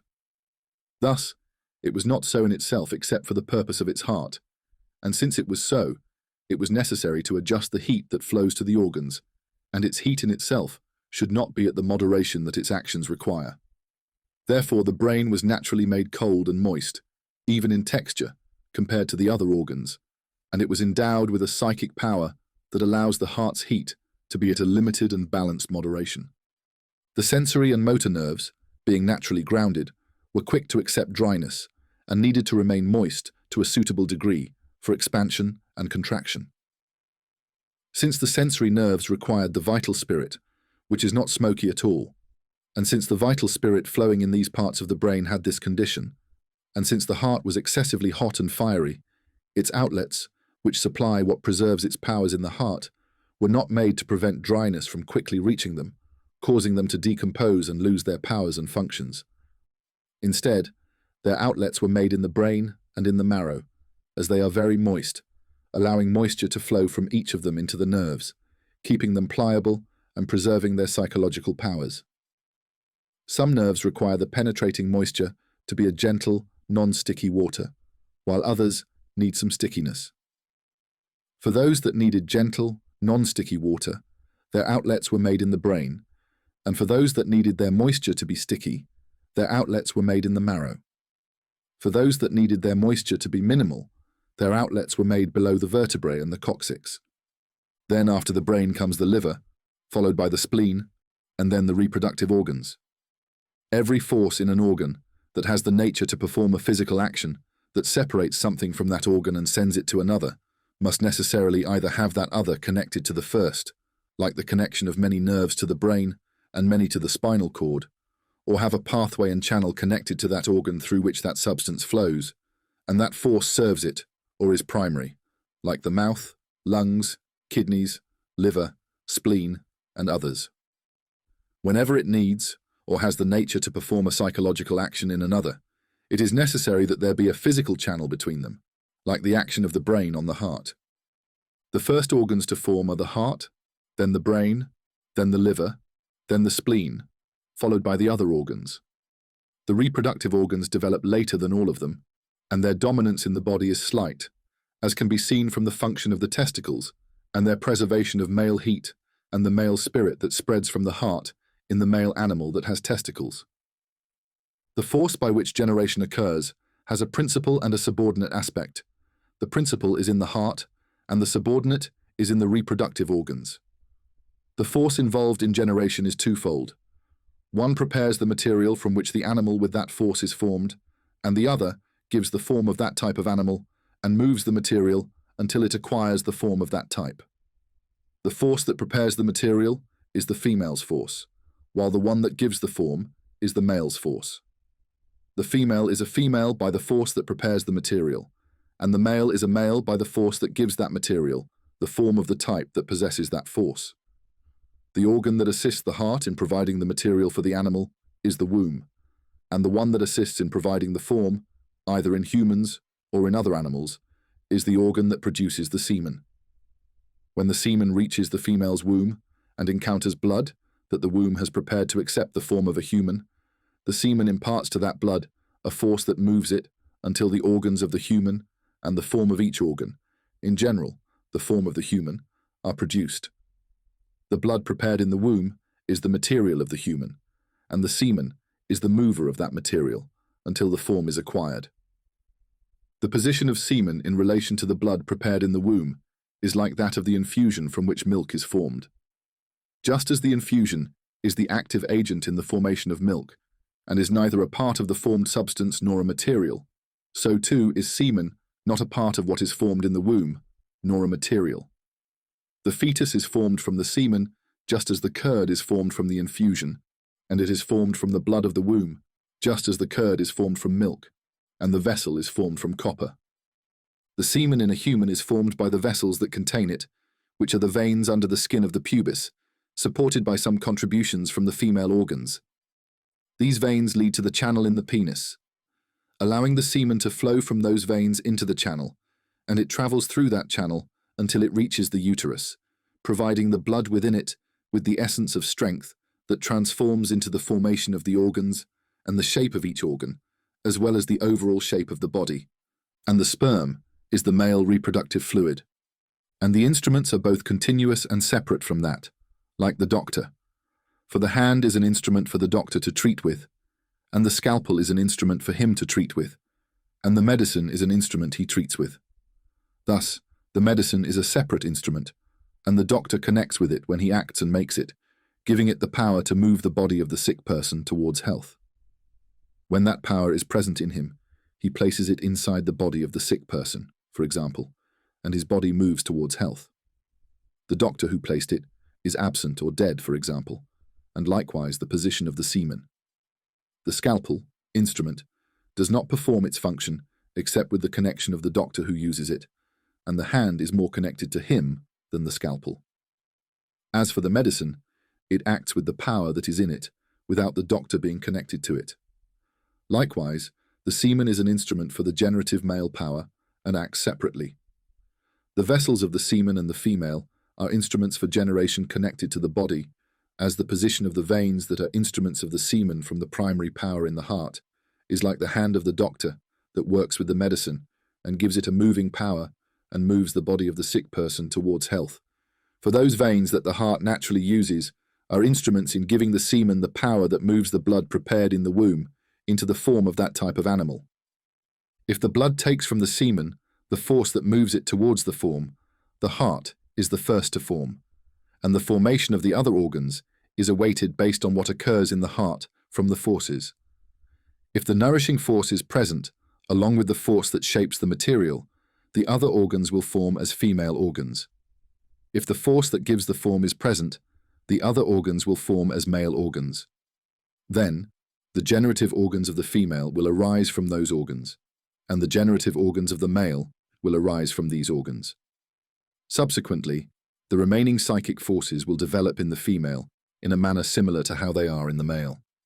These two forces, I mean the masculine and the feminine, are separate in humans, while in many plants they are completely united in one individual, like many plants that are formed from seeds. The plant provides the material, which is the seed, and also gives it a force that moves towards the form. The seed has the potential to accept the form and a force that moves towards the form. The one that gives it the potential to accept the form is the feminine force, and the one that provides the principle that moves towards the form is the masculine force. There may also be in animals those that follow this path, and there are also those in which the female power is complete, coupled with a deficient male power that acts to some extent and then passes, requiring external assistance, like those that lay eggs in the wind, and like many species of fish that lay eggs, and then deposit them, followed by the males, who apply moisture to them. Any egg that receives some of that moisture becomes a living creature, while that which does not receive it spoils. As for humans, it is not so. Rather, these two powers are distinguished in two individuals, each of whom has specific organs. These are the known organs for them, and the other organs are shared between them. Likewise, they share all the powers of the soul, except for these two. What they share in terms of organs is warmer in males, and what is related to movement and motion is stronger in males. As for the psychological traits, those inclined towards strength, such as anger and cruelty, are weaker in females and stronger in males, while those traits inclined towards weakness, such as compassion and mercy, are stronger in females. However, it is not impossible for a male human to exhibit traits similar to those in females, and for females to exhibit traits similar to those in males. Thus, this is how females and males differ in humans. As for the sensitive power, the imaginative power, and the rational power, they do not differ. It occurs from external things, the forms of the sensibles in the sensitive powers, which are the receptacles. Then, the various kinds of sensibles, perceived by the five senses in the main sensitive powers, come together, and the forms of the sensibles that occur in these powers become images in the imaginative power, which remain preserved after their absence from direct sensory experience. They then exert control over them, sometimes distinguishing some from others, and combining some into many endless constructs, some of which are false and some true. Chapter 22. The speaking power and how it is understood, and what causes that. It remains to be seen how the forms of intelligibles are imprinted in the speaking power. The intelligibles that are to be imprinted in the speaking power include those intelligibles that are in their essences actual intelligences and actual intelligibles, which are things free from matter, and those intelligibles that are not actually intelligible in their essences, such as stones and plants, and in general, everything that is a body or in a body with matter, and matter itself, and everything whose substance is based on it, for these are neither actual intelligences nor actual intelligibles.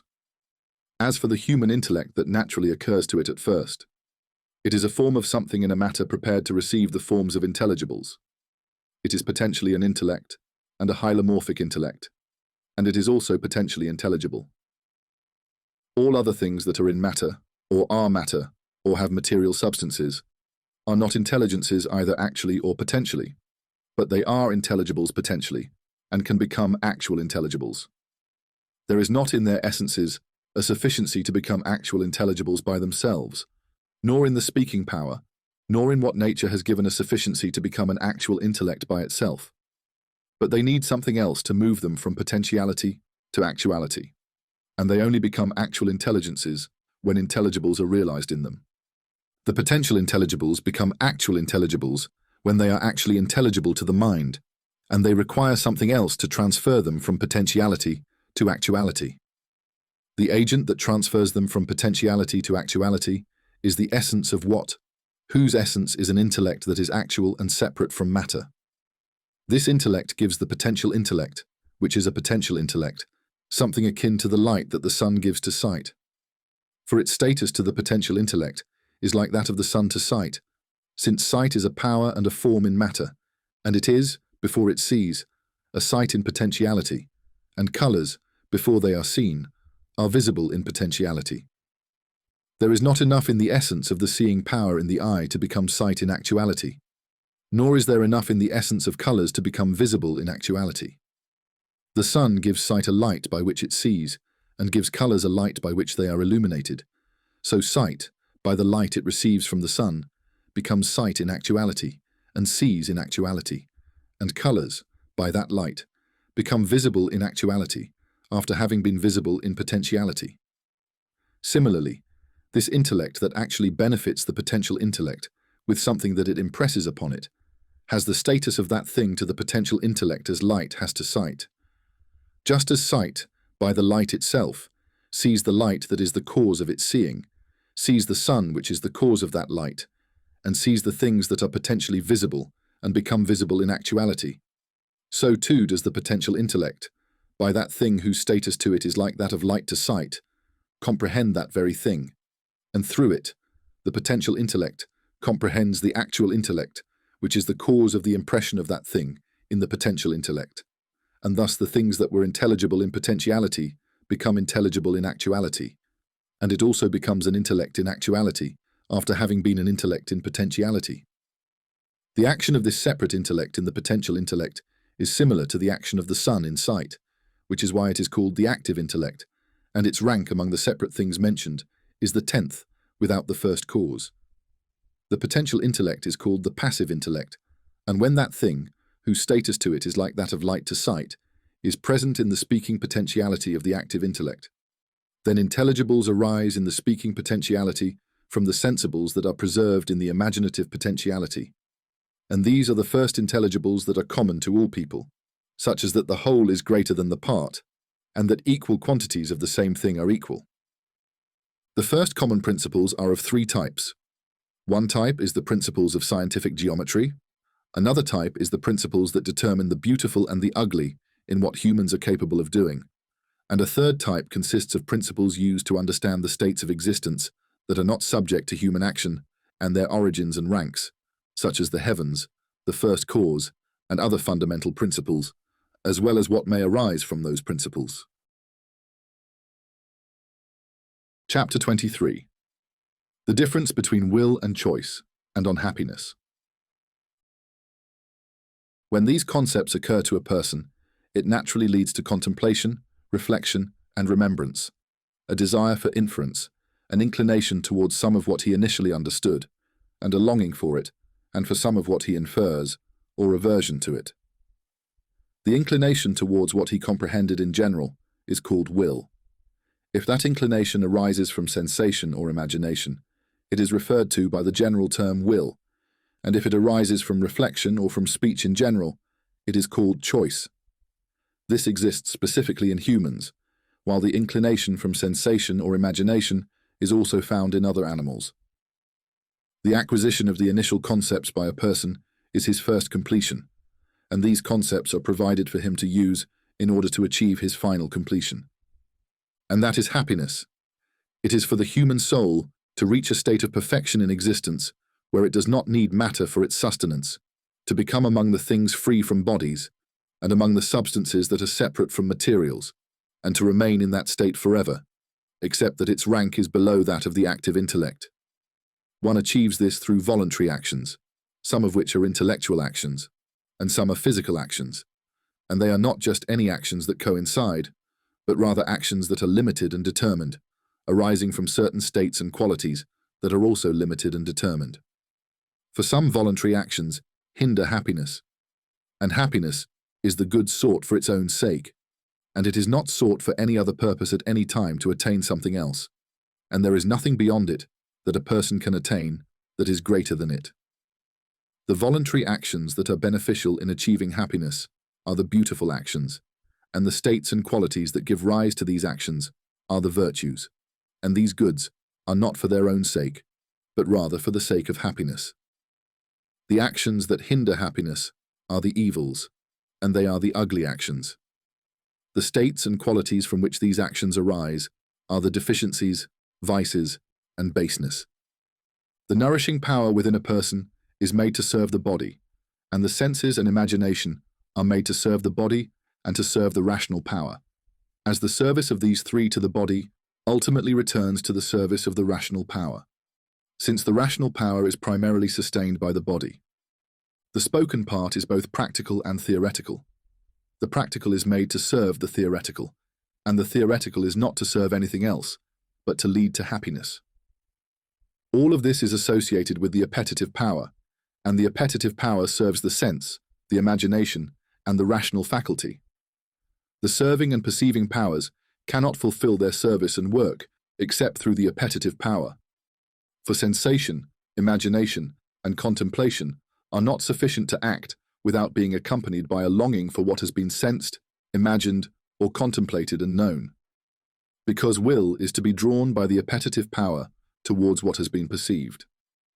If you know the theoretical power of happiness and set a goal, and you are eager with the appetitive drive and deduce with the transmitted power what you should do to achieve it with the help of imagination and the senses, then all of a person's actions will be good and beautiful. But if you do not know happiness, or you know it, but do not set a goal with eagerness, rather, you set the goal as something other than happiness, and are eager with the appetitive drive and deduce with the transmitted power what you should do to achieve the senses and imagination, then all of that person's actions will be unbeautiful. Chapter 24. The Reason for Dreams. The imaginative power is intermediate between the sensory and the rational faculties.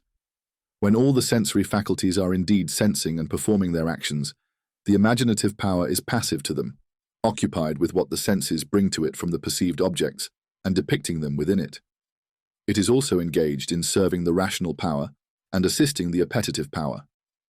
When the sensory, appetitive, and rational faculties reach their initial perfections, in that they do not perform their actions, as occurs in the state of sleep, the imaginative power becomes isolated, empty of the images of the sensed objects that the senses constantly renew.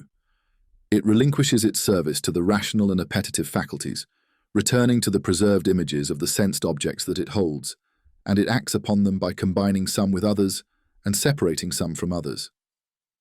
Along with preserving the images of the sensed objects and combining some with others, it has a third action, which is imitation, as it is unique among the other powers of the soul, having the ability to imitate the sensed things that remain preserved within it. Sometimes it imitates the sensed objects through the five senses, by combining the preserved sensed objects that imitate those, and sometimes it imitates the intelligibles, and at times it imitates the nutritive power, and sometimes it imitates the appetitive power, and it also imitates what the body encounters in terms of temperament. For whenever it encounters a moist temperament in the body, it imitates moisture by combining the sensed objects that imitate moisture, such as water and swimming in it. And whenever the body's temperament is dry, it imitates the dryness of the body with the sensed objects that are characteristic of imitating dryness. Similarly, it imitates the body's heat and cold, if at any time its temperament happens to be hot or cold. It is possible, if this power has a form and shape in the body, that the body, if it is in a certain temperament, can act, the body, in that temperament. However, since it is of a psychic nature, its acceptance of what the body does in terms of temperament is according to what is in its nature to accept, not according to what is in the nature of bodies to accept temperaments. For a moist body, whenever it acts moisture in another body, the affected body accepts the moisture and becomes moist like the first. This power, whenever moisture is acted upon it or brought close to it, does not become moist, but rather accepts that moisture through what it imitates from the sensed objects, just as the rational power, whenever it accepts moisture, it only accepts the essence of moisture by understanding it, not the moisture itself. Likewise, this power, whenever something is acted upon it, accepts that from the agent according to what is in its essence and its readiness to accept that. Whatever is done in it, if it is in its essence to accept that thing, and at the same time it is in its essence to accept it as it is presented to it, it accepts that in two ways. One is to accept it as it is, and as it was presented to it, and the second is to imitate that thing with the sensations that are capable of imitating that thing. And if it is in its essence not to accept the thing as it is, it accepts that by imitating that thing with the sensations it encounters that are capable of imitating that thing. And because it cannot accept intelligibles as intelligibles, the rational power, whenever it is given the intelligibles that it has acquired, does not accept them as they are in the rational power, but imitates them with what it imitates from the sensations. And whenever the body gives it the temperament that happens to be suitable for it at a certain time, it accepts that temperament with the sensations that are suitable for it, that are capable of imitating that temperament. And whenever it is given something that is capable of being sensed, it sometimes accepts that as it is given, and sometimes by imitating that sensed thing with other sensations that imitate it. And if the imagination encounters the appetitive power ready in a certain way, like anger or desire or some emotion in general, the appetitive power mimics the actions that are characteristic of that faculty, which exists in the appetitive power prepared, at that time, to accept it. In such a case, it may stimulate the faculties that serve the members to actually perform the actions that are characteristic of those members when those actions are in the appetitive power. So the imaginative power in this act sometimes resembles the playful and sometimes resembles the dead. Not only this, but if the temperament of the body is such that it follows that temperament in the appetitive power of some emotion, it mimics that temperament with the actions of the appetitive power arising from that emotion, even before that emotion occurs. Thus, the members that have the serving power of the appetitive power rise towards those actions in reality. From this, if the temperament of the body becomes one that follows that temperament in the appetitive power of the desire for copulation, the imagination mimics that temperament with the actions of copulation. Thus, the members of this act rise in readiness for the act of copulation, not out of a desire present at that time, but to mimic the imaginative power of desire with the actions of that desire, and likewise in all other emotions.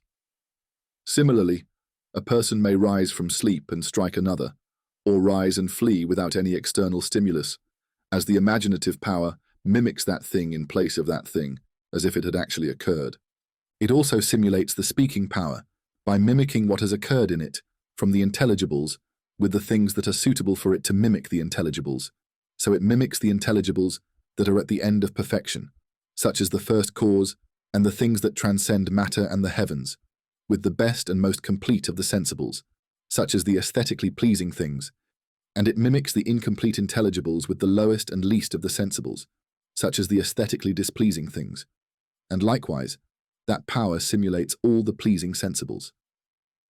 The active intellect, when it is the cause of the potential intelligibles becoming actual intelligibles, and of what is intellect in potentiality becoming intellect in actuality, and since the way to become intellect in actuality is through the rational power, which has two types, a theoretical type and a practical type, and the practical type is concerned with acting on present and future particulars, while the theoretical type is concerned with understanding the intelligibles that are to be known.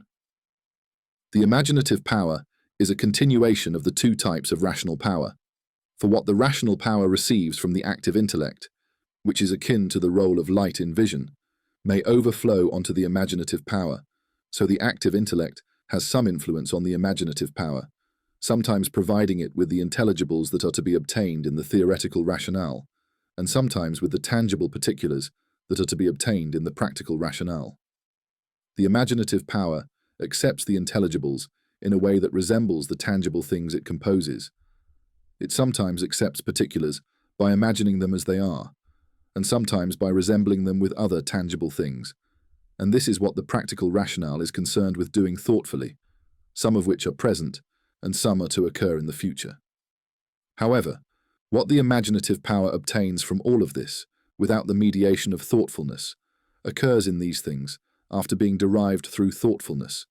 So what the active intellect provides to the imaginative power from particulars, through dreams and true visions, and from the intelligibles it accepts by taking their resemblance in place through divine conjectures. All of these may occur in sleep, and they may occur in wakefulness. But those that occur in wakefulness are few and less common among people, while those in sleep are mostly particulars, and the intelligibles are few. Chapter 25. Revelation and Seeing the Angel. This is because, if the imaginative power in a certain person is very strong and complete, and the external sensations that come to it do not completely overwhelm it, nor do they serve the rational power, but rather, while being occupied with these two, it has a great deal of excess that it also acts upon with its own specific actions, and its state when occupied with these two.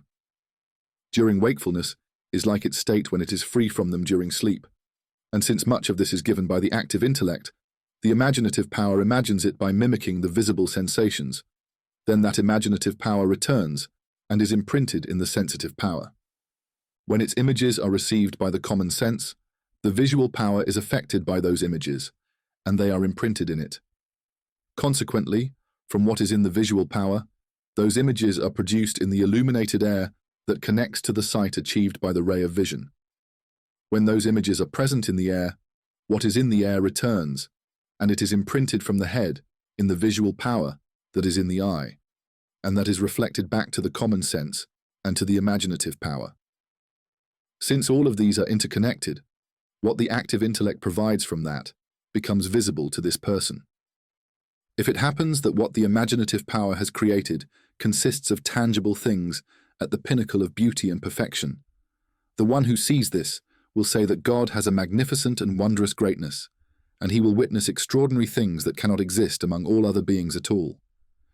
It is also possible that a person, when his imaginative power reaches the peak of perfection, may receive, in his wakefulness, from the active intellect, the present and future particulars, or their imitations from the tangible, and he may receive the imitations of the separate intelligibles and all noble existences, and see them.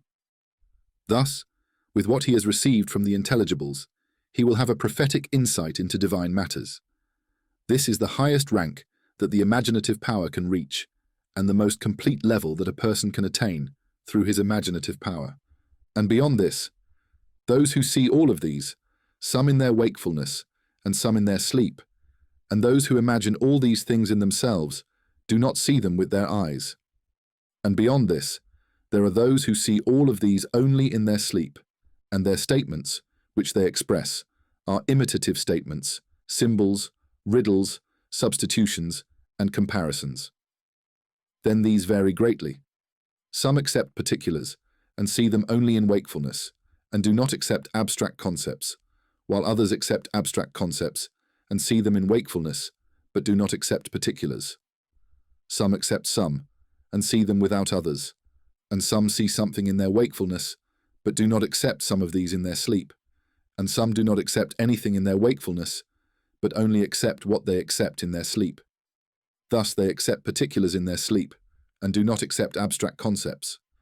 Some accept something from these and something from those, and some accept only something from particulars, and in this most exist, and people also differ in this.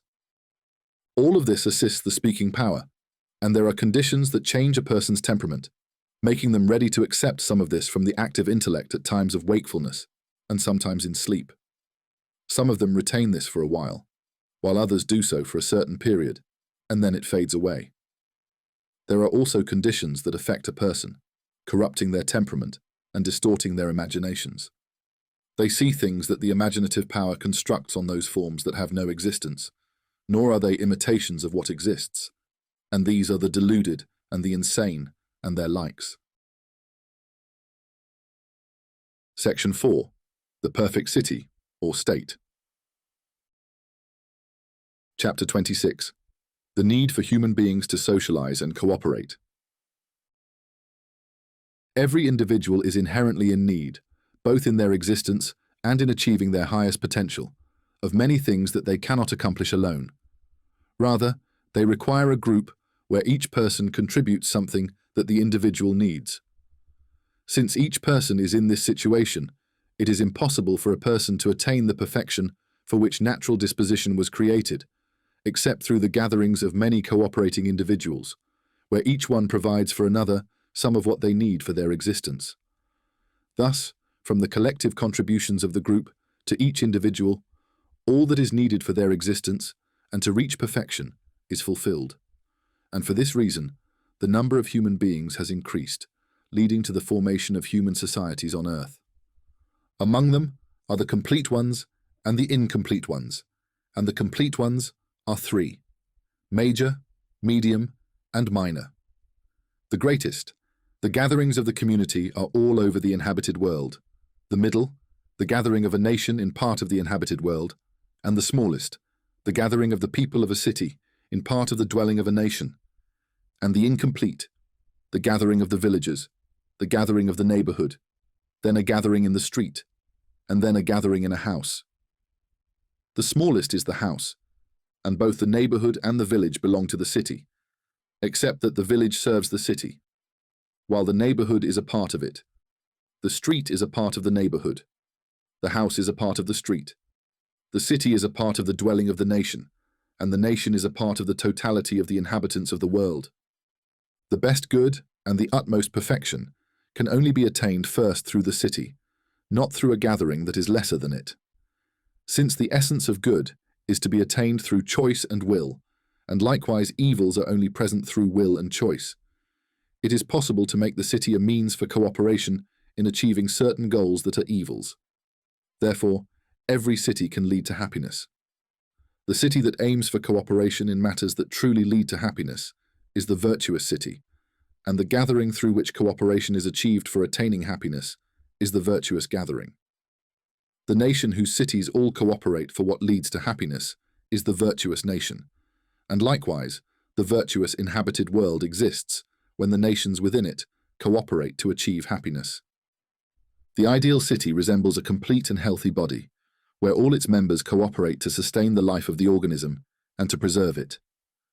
Just as the body has different members with varying natures and strengths, it has one main member, which is the heart, and the ranks of its members approach that leader. Each one of them is endowed by nature with a power to perform its function, seeking what is naturally the aim of that main member. There are other members that have powers to perform their actions according to the aims of those that have no intermediary with the leader. These are in the second rank. There are other members that act according to the aims of those in this second rank, and so on, until we reach members that serve and do not lead at all. Similarly, the city has parts that differ in nature and vary in forms, and it has a human who is the leader, with others whose ranks approach that leader. In each one of them, there is a form and a quality that enables it to act in a way that fulfills what is intended by that leader.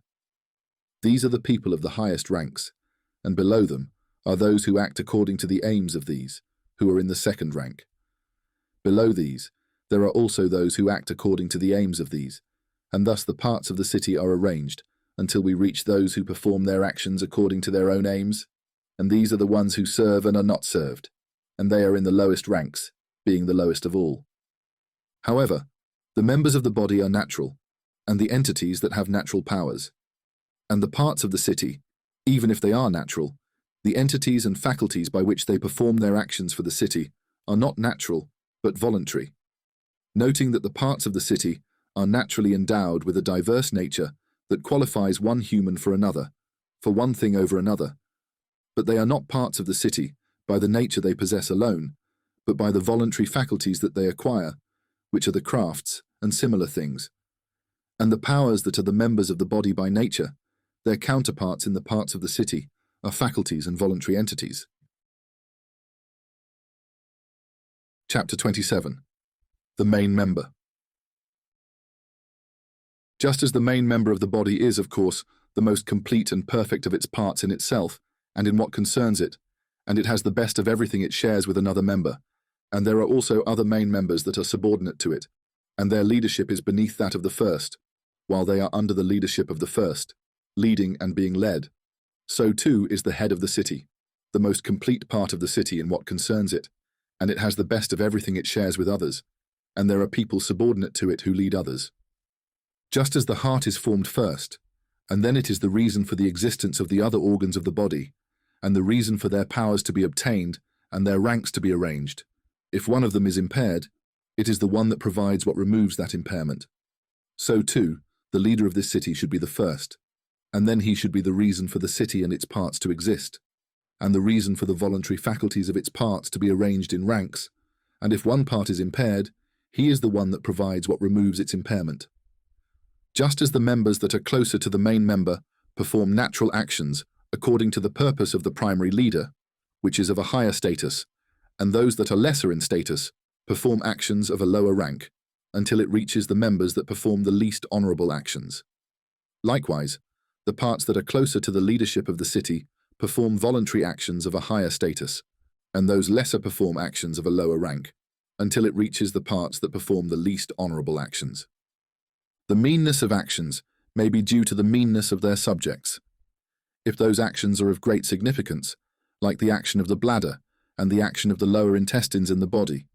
It may be due to their lack of significance, or perhaps because they are very easy. Likewise, the state in the city, and likewise every sentence whose parts are coherent, organized, and naturally connected, has a principal state among all these parts. And this is also the case with existence. The first cause's relation to all other existence is like the relation of the ruler of the ideal city to all its parts. The pure from matter is closest to the first, followed by celestial bodies, and below the celestial are hylomorphic bodies. All of these follow the first cause and pursue it, and each existent does so according to its capacity, but they pursue the purpose in ranks. The lesser follows the purpose of what is slightly above it, and that one follows the purpose of what is above it, and likewise for the third, until it reaches that which has no intermediary between it and the first at all. Thus, in this order, all existents pursue the purpose of the first cause. Those that were given everything necessary for their existence from the very beginning have followed from the outset the first and its aim, and have returned to occupy the higher ranks. As for those that were not given everything necessary for their existence from the beginning, they have been given a power to move towards that which they expect to attain, and in this, they pursue what is the purpose of the first. Likewise, the ideal city should be, for all its parts, should follow its actions in accordance with the aim of its primary leader in order. And the leader of the ideal city cannot be just any person by agreement, because leadership can only be based on two things. One is that one must be naturally and inherently suited for it, and the second is through the disposition and voluntary capacity. Leadership is attained by those who are naturally suited for it, so not every profession can be one that leads, but most professions are those that serve in the city, and most natures are natures of service. In professions, there are those that can lead and serve other professions, and there are professions that are only for service and cannot lead at all. Thus, it is not possible for the profession of leading the ideal city to be any profession by mere agreement, nor any capacity by mere agreement. Just as the first ruler in a species cannot be presided over by anything of that species, like the head of the members, who cannot have another member presiding over him, so it is with every ruler in general. Likewise, the first ruler of the virtuous city should have a craft that cannot be served by another craft at all, nor can another craft preside over it at all. Rather, his craft should be a craft aimed at its purpose, serving all crafts, and he is the one whom all actions of the virtuous city aim for. This person should be a human who is not presided over by any other human at all. Rather, this person should be one who has completed himself, becoming both intellect and intelligible in actuality. His imaginative power has naturally reached the utmost perfection in the manner we have mentioned, and this power is naturally prepared to receive, either in the state of wakefulness or in the state of sleep, from the active intellect the particulars, either by themselves or by what resembles them, and then the intelligibles by what resembles them. And his passive intellect should have completed itself with all intelligibles, so that nothing is denied of them, and he has become intellect in actuality. Any person who has completed their passive intellect with all rational concepts, and has become an actual intellect and an actual concept, and whose concept is what is understood, then they attain an intellect that is actually above the passive intellect, more complete and further removed from matter, and closer to the active intellect, which is called the acquired intellect. It becomes a medium between the passive intellect and the active intellect, with nothing else between it and the active intellect. Thus, the passive intellect is like matter and the subject of the acquired intellect, and the acquired intellect is like matter and the subject of the active intellect, while the rational power, which is a natural form, serves as the material subject for the active intellect, which is actually intellect. The first rank that makes a person a human is to obtain the natural form capable of becoming an actual intellect, and this is common to all. There are two ranks between it and the active intellect. They are that the passive intellect becomes actual, and that the acquired intellect is obtained. Between this person who has reached this level of the first rank of humanity and the active intellect, there are two ranks.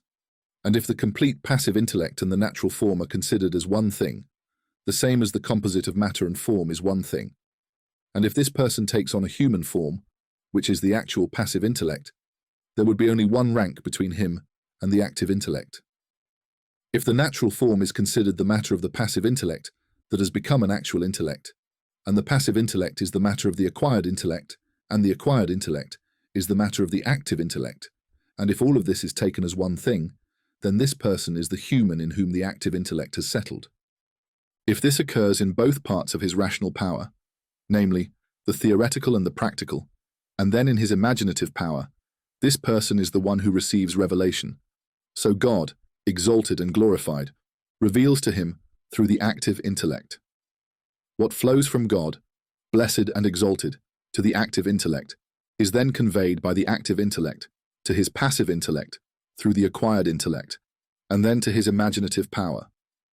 Thus, what flows from him to his passive intellect makes him wise, a philosopher, and fully rational, and what flows from him to his imaginative power makes him a prophet warning of what will be, and informing of what is now, about, particulars, with a presence that comprehends the divine.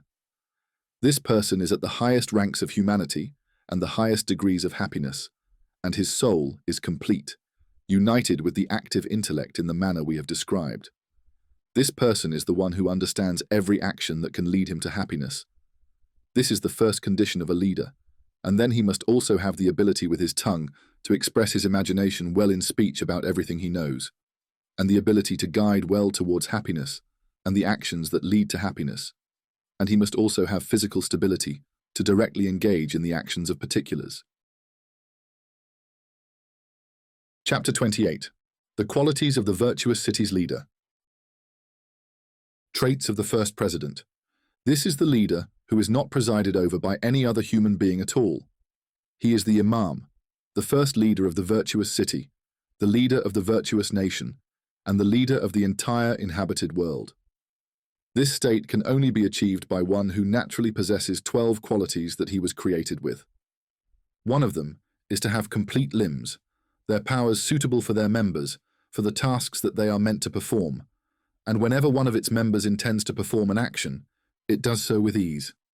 Then he must, of course, be well understood and able to comprehend everything that is said to him, responding with his understanding according to what the speaker intends and according to the matter at hand.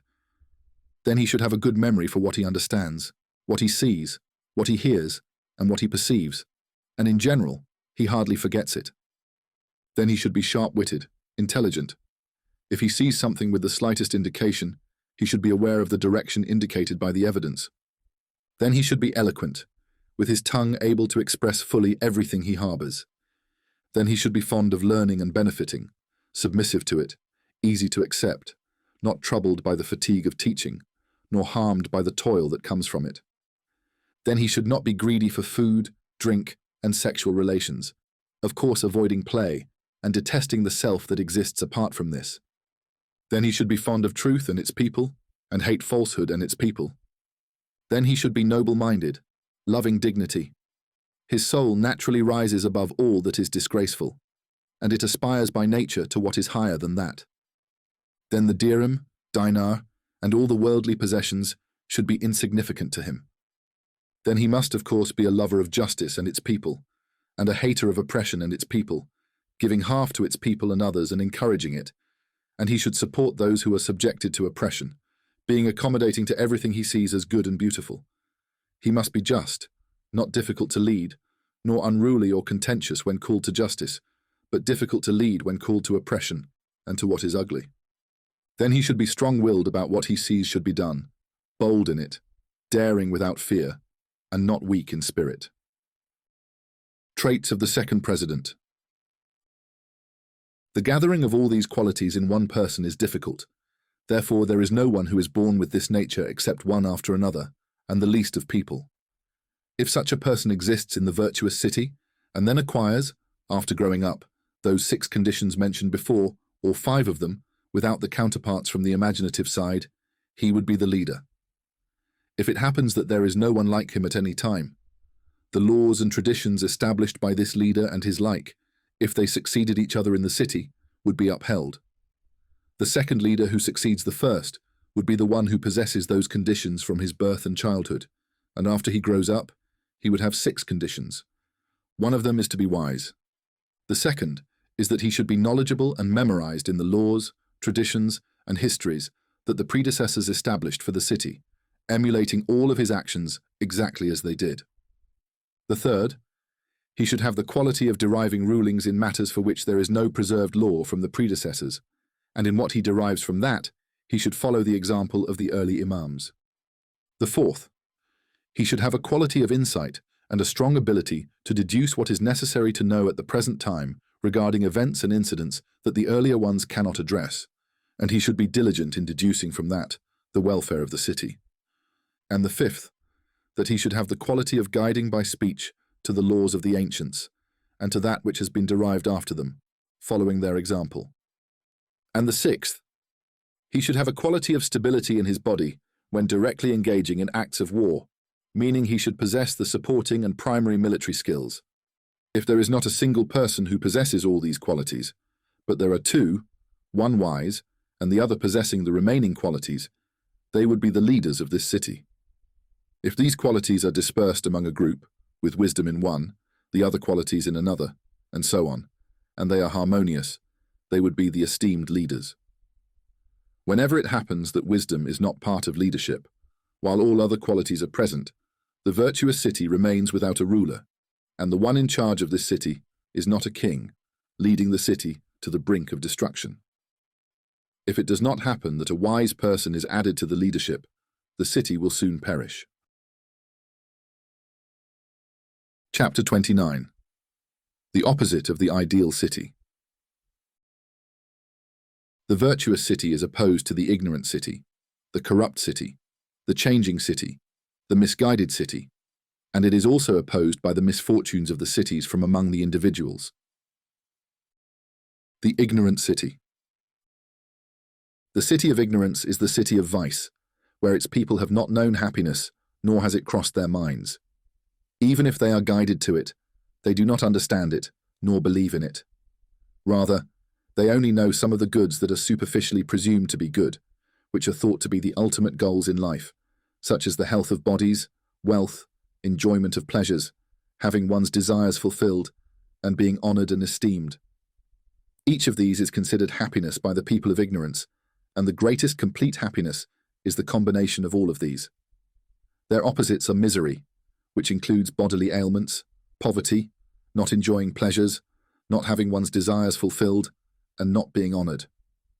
It is divided into a group of cities, including the city of necessity, which its people aim to limit to the essentials that sustain the bodies, such as food, drink, clothing, housing, and marriage, and to cooperate in benefiting from it. The alternative city is one where its people intend to cooperate in achieving wealth and prosperity, and do not benefit from wealth in any other way, but with the understanding that wealth is the ultimate goal in life. The city of indulgence and moral collapse, which its people aim to indulge in pleasure from food, drink, and sexual relations, and in general, pleasure from the tangible and the imagined, preferring frivolity and play in every way and from every aspect. The city of dignity, which its people intended to cooperate in becoming honored, praised, mentioned, and renowned among nations, glorified and esteemed in word and deed, possessing grandeur and splendor, either in the eyes of others or among themselves, each person according to their love for it, or according to what they could achieve of it.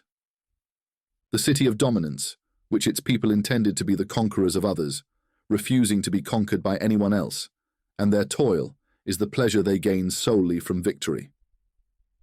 The collective city is one where its people intend to be free, each one doing as they please, with no restrictions on their desires at all. And the kings of ignorance in the era of their cities, each one of them only manages the city over which he is appointed to fulfill his desires and inclinations. And the ambitions of the ignorant that can be made goals are those that we have enumerated earlier. The corrupt city. As for the corrupt city, it is the one whose opinions are virtuous opinions, and it is the one that knows happiness, and God, the Almighty, and the seconds, and the active intellect, and everything that is meant to be known by the people of the virtuous city and believed in. But the actions of its people are the actions of the people of ignorant cities. The city of transformation. And the changing city is one whose opinions and actions in the past were those of the ideal city, but they have changed, as opinions other than those have entered it, and its actions have transformed into something else. The lost city. The misguided city is one that believes after its life that happiness exists, but this has changed, and it holds corrupt opinions about God Almighty, about seconds, and about the active mind that are not valid, even if taken as representations and imaginations. Its first leader is someone who has deceived others into thinking that he is inspired without actually being so, and he has employed illusions, deceptions, and delusions in that. The kings of these cities are opposed to the kings of the virtuous cities, and their leadership is opposed to the virtuous leadership, as well as all those within them. The kings of the virtuous cities, who succeed one another in different times, are all like one soul, as if they are one king who endures throughout all time. Likewise, if a group of them coincides at the same time, either in one city or in many cities, their unity is like one king, and their souls are like one soul. Similarly, the people of each rank, whenever they succeed one another in different times, are all like one soul that endures throughout all time. And if there is at the same time a group of people of the same rank, whether in one city or in many cities, their souls are like one soul, whether that rank is one of leadership or one of service. The people of the ideal city have common things they know and do, and other things of knowledge and action that pertain to each rank and each individual. Each one becomes happy through these. I mean through the common things that belong to him and others together, and through what is specific to the rank he belongs to. When each one of them does this, their actions grant them a good and virtuous psychological state, and the more they persist in it, the stronger and better that state becomes, and its strength and virtue increase. Just as the persistence in good actions of writing grants a person the quality of the craft of writing, the more one persists in those actions, the stronger and better the craft becomes, and its strength and virtue increase with the repetition of its actions. The enjoyment that follows that psychological state becomes greater, and a person's delight in it increases. This is the nature of the actions that lead to happiness, for the more they are increased, repeated, and consistently practiced by a person, the stronger, better, and more complete the soul that is meant to be happy becomes, until it reaches the level of perfection, where it becomes independent of matter, thus freeing itself from it. So it is not harmed by the destruction of matter, nor does it need matter when it remains. If a separation from matter occurs, which is non-corporeal, the attributes that pertain to bodies as bodies are lifted from it, so it cannot be said that it moves, or that it is at rest. It should then be said of it the statements that befit what is not a body, and whatever occurs in the human soul that can be described in terms of the body as a body should be denied of the separated souls, and understanding their state and conception is difficult and unusual. Likewise, everything that was associated with it and affected it by virtue of its comparison to bodies is also removed.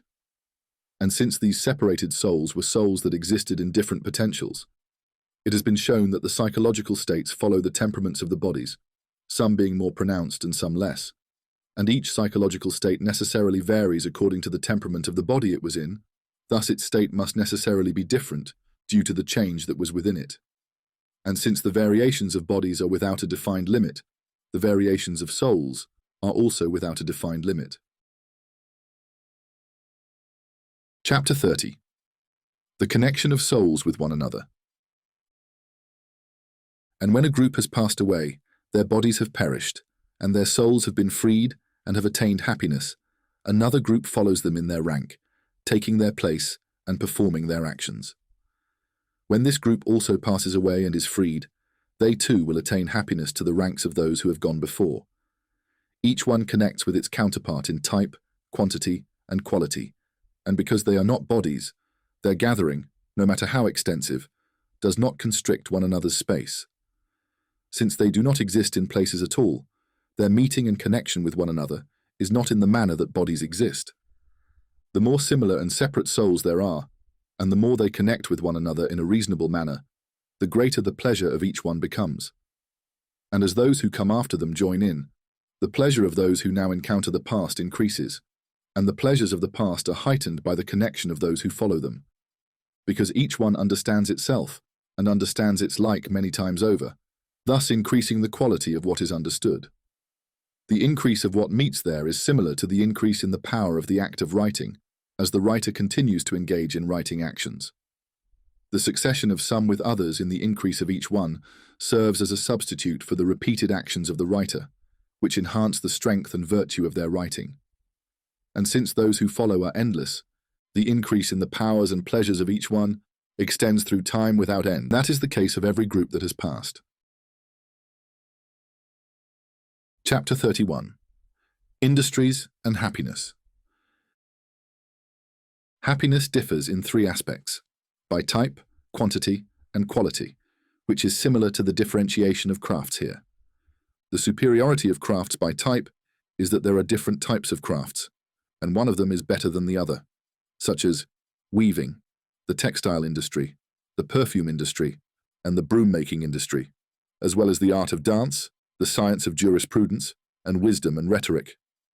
In these ways, crafts of different types are distinguished, and the people of crafts that are of the same type in quantity should be two writers, for example, one of whom has more knowledge of the components of the craft of writing, while the other has less. For instance, this craft requires a combination of knowledge of some language, some rhetoric, some quality of handwriting, and some arithmetic. Thus, some may possess quality of handwriting, for example, and some knowledge of rhetoric, while another may have knowledge of language, some rhetoric, and quality of handwriting, and another may have knowledge of all four. The differentiation in quality is that two contain parts of writing on specific things, and one of them is stronger in what it contains and more knowledgeable. This is the differentiation in quality. And the joys differ in these areas as well.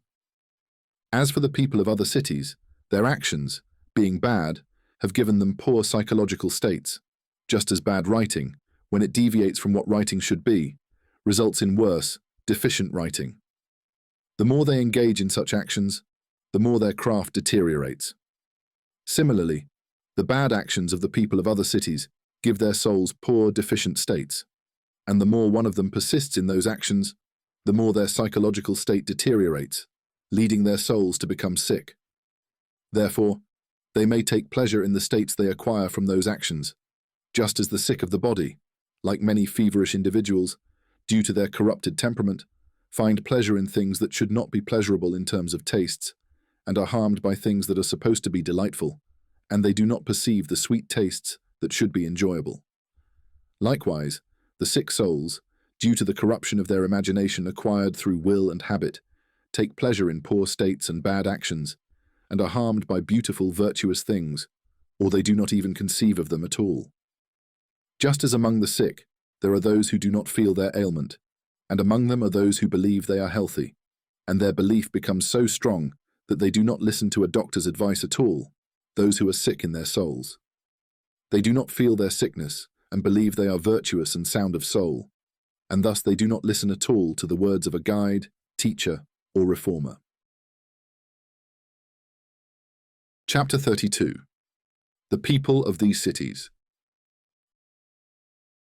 As for the people of ignorant cities, their souls remain incomplete and are necessarily dependent on matter for their existence, for no true form of the primary intelligibles has ever been established within them. When the matter that constituted their existence ceases, the powers that were supposed to sustain what has perished also cease, and the powers that were supposed to sustain what remains continue. If this too ceases and dissolves into something else, what remains becomes a form of that thing into which the remaining matter has dissolved. Thus, whenever that also happens to dissolve into something, what remains becomes a form of that thing into which it has dissolved, until it dissolves into the elements, and the final remaining becomes the form of the elements. Then after that, the matter will be as it is agreed to be formed from those parts of the elements from which these have dissolved. If it happens that those parts mix in a way that results in a human, it will return to the form of a human. If it happens that they mix in a way that results in another type of animal or non-animal, it will return to the form of that thing. And these are the perishing ones, destined for non-existence, similar to what is the case with beasts, wild animals, and snakes. As for the people of the corrupt city, the psychological states they have acquired from noble opinions free their souls from matter, while the bad psychological states they have acquired from vile actions associate with the first states, disturbing and opposing them, causing the soul great harm from the opposition of these to those.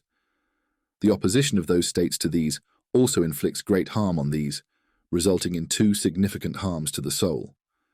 Indeed, these states acquired from the actions of the ignorant truly lead to great harm in the rational part of the soul, and the rational part does not feel the harm of these due to its preoccupation with what the senses present to it. However, when it is alone without the senses, it feels the harm that follows these states, freeing itself from matter and distinguishing itself from the senses and all external things that come to it. Just as a troubled person, when their senses are occupied with something, does not suffer from what troubles them and does not feel it until they are alone without the senses, the pain returns to them. Similarly, a sick person who is in pain, when they engage with other things, either feels less pain from their illness or does not feel the pain at all. But when they are alone without the things that occupy them, they feel the pain or it returns to them. Likewise, the speaking part, as long as it is occupied with what the senses bring to it, does not feel the pain associated with the bad states. But when it is completely alone without the senses, it feels the pain, and the pain of these states becomes apparent, remaining in great pain throughout their life. If someone of the same rank from that city is added to them, the pain of each one increases with their companion, because the endless succession of those who are connected leads to an endless increase in their pain over time. This is the misery that opposes happiness. As for the people of the misguided cities, the one who misled them and diverted them from happiness for the sake of some interests of the ignorant is aware of happiness. He is among the people of the corrupt cities. Thus, he alone, without the people of the city, is wretched. As for the people of the city themselves, they perish and decay, similar to the condition of the ignorant. As for the people of the changing cities, the one who has altered their situation and led them astray, if he is from the corrupt cities, he is wretched alone. However, the others will perish and disintegrate as well, like the people of ignorance. And likewise, everyone who deviates from happiness due to negligence and error. As for the compelled and oppressed, from the people of the virtuous city, regarding the actions of the ignorant, the one who is forced to do something, when he is harmed by what he does, his persistence in what he is coerced into does not grant him a psychological state contrary to the virtuous states, so that condition becomes burdensome for him until his status becomes like that of the people of the corrupt cities. Therefore, the actions he was coerced into do not harm him, but the virtuous one attains that whenever he is dominated by someone from the cities opposed to the virtuous city, and is compelled to reside in the dwellings of the opposers. Chapter 33. Common things for the people of the virtuous city. As for the common things that all the people of the virtuous city should know, they are several. The first is the knowledge of the first cause, and all that can be described about it, then the things that are separate from matter, and how each one of them is described with its specific attributes and rank, until it reaches the separation to the active intellect, and the action of each one of them. Then the celestial substances, and how each one of them is described. Then the natural bodies beneath them, how they are formed and perish, and that what occurs within them happens with precision, perfection, care, justice, and wisdom, and that there is no negligence, deficiency, injustice, or any form of it. Then the existence of man, and how the powers of the soul arise, and how the active intellect imparts light to it until the first intelligibles are obtained, and will and choice. Then the first leader, and how revelation occurs. Then the leaders who should succeed him, if he is not present at any time. Then the virtuous city and its people, and the happiness that their souls attain, and the opposing cities and what happens to their souls after death, either some of them to misery, or some of them to non-existence. Then the virtuous nations and the nations opposed to them. These things are known in one of two ways. Either they are imprinted in their souls as they exist, or they are imprinted in them through analogy and representation, so that examples of them that mimic them arise in their souls. The wise of the virtuous city are those who know these through proofs and through the insights of their own souls. Those who follow the wise know these as they exist through the insights of the wise, in adherence to them, belief in them, and trust in them, while the rest of them know it through the examples that mimic it, because they do not have a form in their minds to understand it as it exists, either by nature or by habit. Both are forms of knowledge, but the knowledge of the wise is undoubtedly better. Those who know it through the examples that mimic it. Some know it through examples that are close to it, some through examples that are a bit further, some through examples that are even further, and some through examples that are very distant. These things mimic for every nation, and for the people of every city, through the examples they have. The more knowledgeable being, the more familiar. Perhaps there is a difference among nations, either in most of it or in some of it, so these things mimic for every nation in ways that do not mimic the other nation. Therefore, it is possible for there to be virtuous nations and virtuous cities that differ in their beliefs, yet all of them aim for a single happiness and identical goals. And these common things, if they are known by their proofs, there can be no place for stubbornness in them at all, neither in terms of fallacy nor with those who misunderstand them. At that point, the stubborn person does not have the truth of the matter itself, but rather what they have understood, which is false regarding the matter. However, if they are known by their examples that they resemble, then their examples may contain places for stubbornness, some of which have less room for stubbornness, some have more apparent places for stubbornness, and some have more concealed ones. It is not impossible that among those who have recognized these things through imitative examples, there are some who stand at the points of stubbornness in those examples and pause there. These are of different types. A type that seeks guidance, for when something is falsified for one of these individuals, if it is raised to another example closer to the truth, where there is no such stubbornness, they will accept it and leave it. If it is also falsified for them, it is raised to another level, and if they accept it, they will leave it.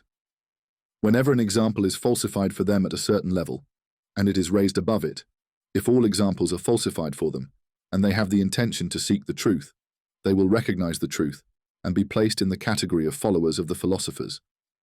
If they are not satisfied with that and yearn for wisdom, and if that is their intention, they will learn it.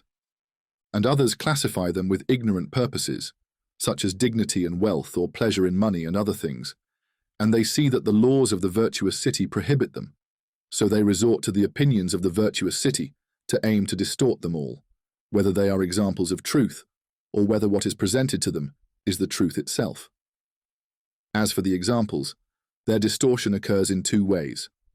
One is through the places of obstinacy within them, and the second is through fallacy and deception. As for the truth itself, it is distorted through fallacy and deception, all of this so that nothing may prevent their ignorant and vile purpose, and these should not be considered parts of the virtuous city. Another category distorts all examples due to their positions of stubbornness, and because they are also poor in understanding, they err about the positions of truth in the examples, distorting what has no place for stubbornness at all. When they are elevated to the level of truth to recognize it, their poor understanding misleads them from it, leading them to imagine the truth as something other than it is. They also believe that what they have conceived is what the claim of truth asserts to be the truth. When that is distorted in their eyes, they think that what has been distorted is the truth that claims to be the truth, not what they have understood. As a result, they conclude that there is no truth at all, and that whoever is thought to have guided to the truth is deceived, and that the one who is said to be a guide to the truth is a deceiver and a misleader, seeking, through what he says, leadership or something else. And a group of these are led by that to confusion, and others among them see something like what appears from afar, or like what a person imagines in a dream, that the truth exists, and differs from their perception of reasons they see as unattainable. So they aim to falsify what they have perceived, and do not consider it to be true at that time. Then they know or think that they have grasped the truth. Chapter 34. The opinions of the people of the ignorant and misguided cities. Ignorant and misguided cities only arise when the community is based on some corrupt old opinions. Among them, a group said, "We see the existing things that we observe as opposites, and each one seeks to nullify the other.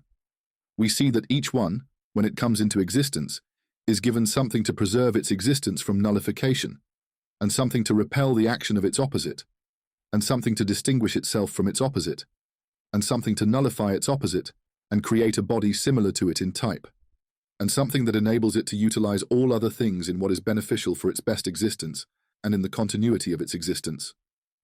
In many of them, what can overpower everything that resists it has been made for it, and every opposite of every opposite, and everything else has been made in this way, until it seems to us that each one of them is the one intended, or that it alone is granted the best existence without others.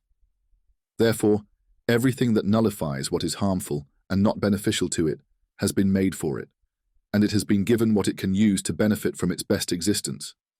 For we see many animals leap upon many of the others, seeking to corrupt and nullify them, without deriving any apparent benefit from that, as if it has been imprinted to ensure that nothing else exists in the world but it, or that the existence of everything else is harmful to it, to the extent that it makes the existence of others harmful to it, even if nothing else exists, except that it is merely present.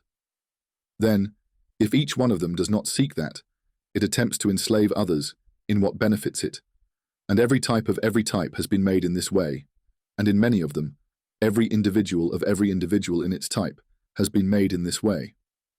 Then these existences were left to compete and clash, so the more overpowering among them, in relation to others, has a more complete existence, and the dominant one always either nullifies some of its own, or uses some, and enslaves it.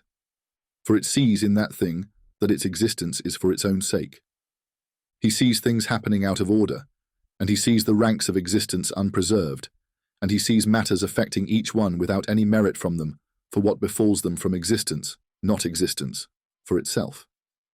They said, and this and similar things are what appear in the existence that we observe and know. Then some people said, this state is the nature of existence, and this is their innate disposition, which natural bodies act upon by their natures, and which should be acted upon by chosen animals through their choices and wills, narrated by their narration. Therefore, they saw that cities should be in a state of competition and conflict, with no ranks or order, and no merit exclusive to anyone for honor or anything else, and that every person should be united in every good that belongs to him, if he seeks to outdo others in every good that belongs to them, and that the person who is most dominant over all that opposes him is the happiest. Then there were many opinions in the cities from the opinions of ignorance. A group believed that there should be no affection or connection, neither by nature nor by will, and that every person should hate every other person, and that each one should oppose the other, and that two should not be connected except in necessity, and should not unite except in need. Then their coming together should be based on one being the dominant, and the other the dominated, and if they were forced by something external to come together and unite, it should only be for the sake of necessity, and as long as the external factor compels them to do so. Once it is removed, they should oppose and separate from each other. This is the predatory disease of human opinions. And others, when they saw that the individual cannot fulfill all his needs without having supporters and helpers, each of whom provides him with something he needs, they saw the necessity of gathering together. Some people believe that this should be done through oppression, where the one who needs supporters subjugates a group, enslaving them, and then uses them to subjugate others as well. They argue that the supporters should not be equal to him, but rather oppressed. For instance, the strongest in body and weaponry subjugates one person, until that person becomes subjugated to him and helps him subjugate another, or a group, and then he uses those to subjugate others, until he gathers supporters in an organized manner. Once they are gathered, he turns them into tools to use for his own desires. Others saw here a connection, affection, and coalition, and they differed on the basis of this connection. Some believed that sharing a birth from one parent is the connection, and through it comes gathering, coalition, affection, and mutual support to overcome others, and to refrain from being overcome by others. For divergence and repulsion arise from differing parents, and sharing the more specific and closer parent necessitates a stronger connection, while a more general connection leads to a weaker bond, until the generality and distance reach a point where the connection is severed altogether and becomes repulsion, except in cases of necessity arising from outside, such as an evil that threatens them, which they can only repel by the gathering of many groups. And a group saw that the connection is through participation in reproduction, in that the males of the children of this group descend from the females of the children of those, and the males of those children descend from the females of the children of these, and that is intermarriage. And a group saw that the connection is through participation in the first leader who gathered them initially and organized them until they triumphed with it, and they attained the best of the benefits of the pre-Islamic era. And a group saw that the connection is through faith, alliances, and agreements on what each person gives of themselves, without opposing the others or letting them down, and that their hands should be united to overcome others and to defend themselves against the dominance of others over them. Others saw that the connection is based on the similarity of creation and natural traits, and the sharing of language and tongue, and that diversity contrasts with these. This is true for every nation, so they should be loving towards one another and hostile to others, as nations differ through these three. Others saw that the connection is through sharing a home, then sharing residences, and that the most specific is sharing a home, then sharing the street, then sharing the neighborhood. Therefore, they are equal to the neighbor, as the neighbor is a participant in the street and in the neighborhood, then sharing in the city, and then sharing in the region where the city is located. And here too, there are things that one might think should have a partial connection between a small group, a few individuals, and two people, including the duration of meeting, sharing food that is eaten, and drink that is consumed, as well as sharing in crafts and sharing in a common misfortune, especially when the type of misfortune is the same and they come together, as some of them can provide solace to others. This also includes sharing in some pleasure, and sharing in places where it is not guaranteed that each one will not need the other, such as traveling together. Chapter 35. About justice. They said, if the groups distinguish themselves from one another by one of these connections, whether a tribe from a tribe, or a city from a city, or alliances from alliances, or a nation from a nation, they are like the distinction of each one from every other one, for there is no difference between distinguishing each one from every other one, or distinguishing one group from another. Thereafter, they should strive against each other and compete. The things over which they compete are safety, dignity, wealth, pleasures, and everything that leads to these. Each group should aim to take away all that the other has of this and make it for itself, and each one of everyone should be in this state. So the one that prevails over the other in this is the winner, the envied, and the happy. These things are inherent, either in the nature of every human being or in the nature of every group, and they are dependent on the natures of natural beings. What is inherent is justice. Justice, then, is the dominance, and justice is to conquer what has been agreed upon, and the conquered may either be subdued while maintaining the safety of their body, or perish and be destroyed, leaving the conqueror alone in existence, or they may be subdued in their dignity and remain humiliated and enslaved, being subjugated by the conquering group and doing what is most beneficial for the conqueror to attain the good that they dominate and sustain. Thus, the subjugation of the conqueror over the conquered is also a form of justice, and for the conquered to do what is most beneficial for the conqueror is also justice. All of this constitutes natural justice, and it is virtue. These actions are virtuous actions, and if the conquering group obtains goods, then those who are most capable of dominating those goods should receive more of those goods, while those less capable should receive less. If the goods they have dominated are in the form of dignity, the one most capable should be given greater dignity, and if they are in the form of wealth, they should be given more, and similarly, in other matters. This is also considered natural justice among them. They said, as for the rest of what is called justice, such as in buying and selling, and in returning deposits, and in not becoming angry or being unjust, and similar matters, its practitioner only uses it initially out of fear and weakness, and in response to external necessity. This is so that each of them is as if they are two souls, or two equal factions, one of which is as strong as the other, and they take turns in domination, which prolongs the struggle between them. Each one experiences the worst of situations and reaches a state that is unbearable. Then they come together and share, and each one leaves a portion of what they were contending over to the other, so that their characteristics remain, and each one stipulates to the other that they will not seek to take away what is in their hands except under certain conditions, which they agree upon, leading to the establishment of conditions in buying and selling, and approaching generosity, then mutual support, and other similar matters. This only occurs when each is weak against the other, and when each fears the other. As long as each one is in this state, they should share, and whenever one becomes stronger than the other, they should break the agreement and seek domination. Either both may be affected by something external in such a way that there is no way to overcome it except through cooperation and abandoning competition, so they share for a while, or each one has a desire for something they want to dominate, believing that they can only achieve it with the other's assistance and participation. Thus they abandon their competition for a while. Then they become obstinate. If equality arises from the differences due to these reasons, and time continues in this manner, and someone grows up not knowing how it all began, they assume that justice is what currently exists, unaware that it is fear and weakness. Thus they are deceived by what they experience from that.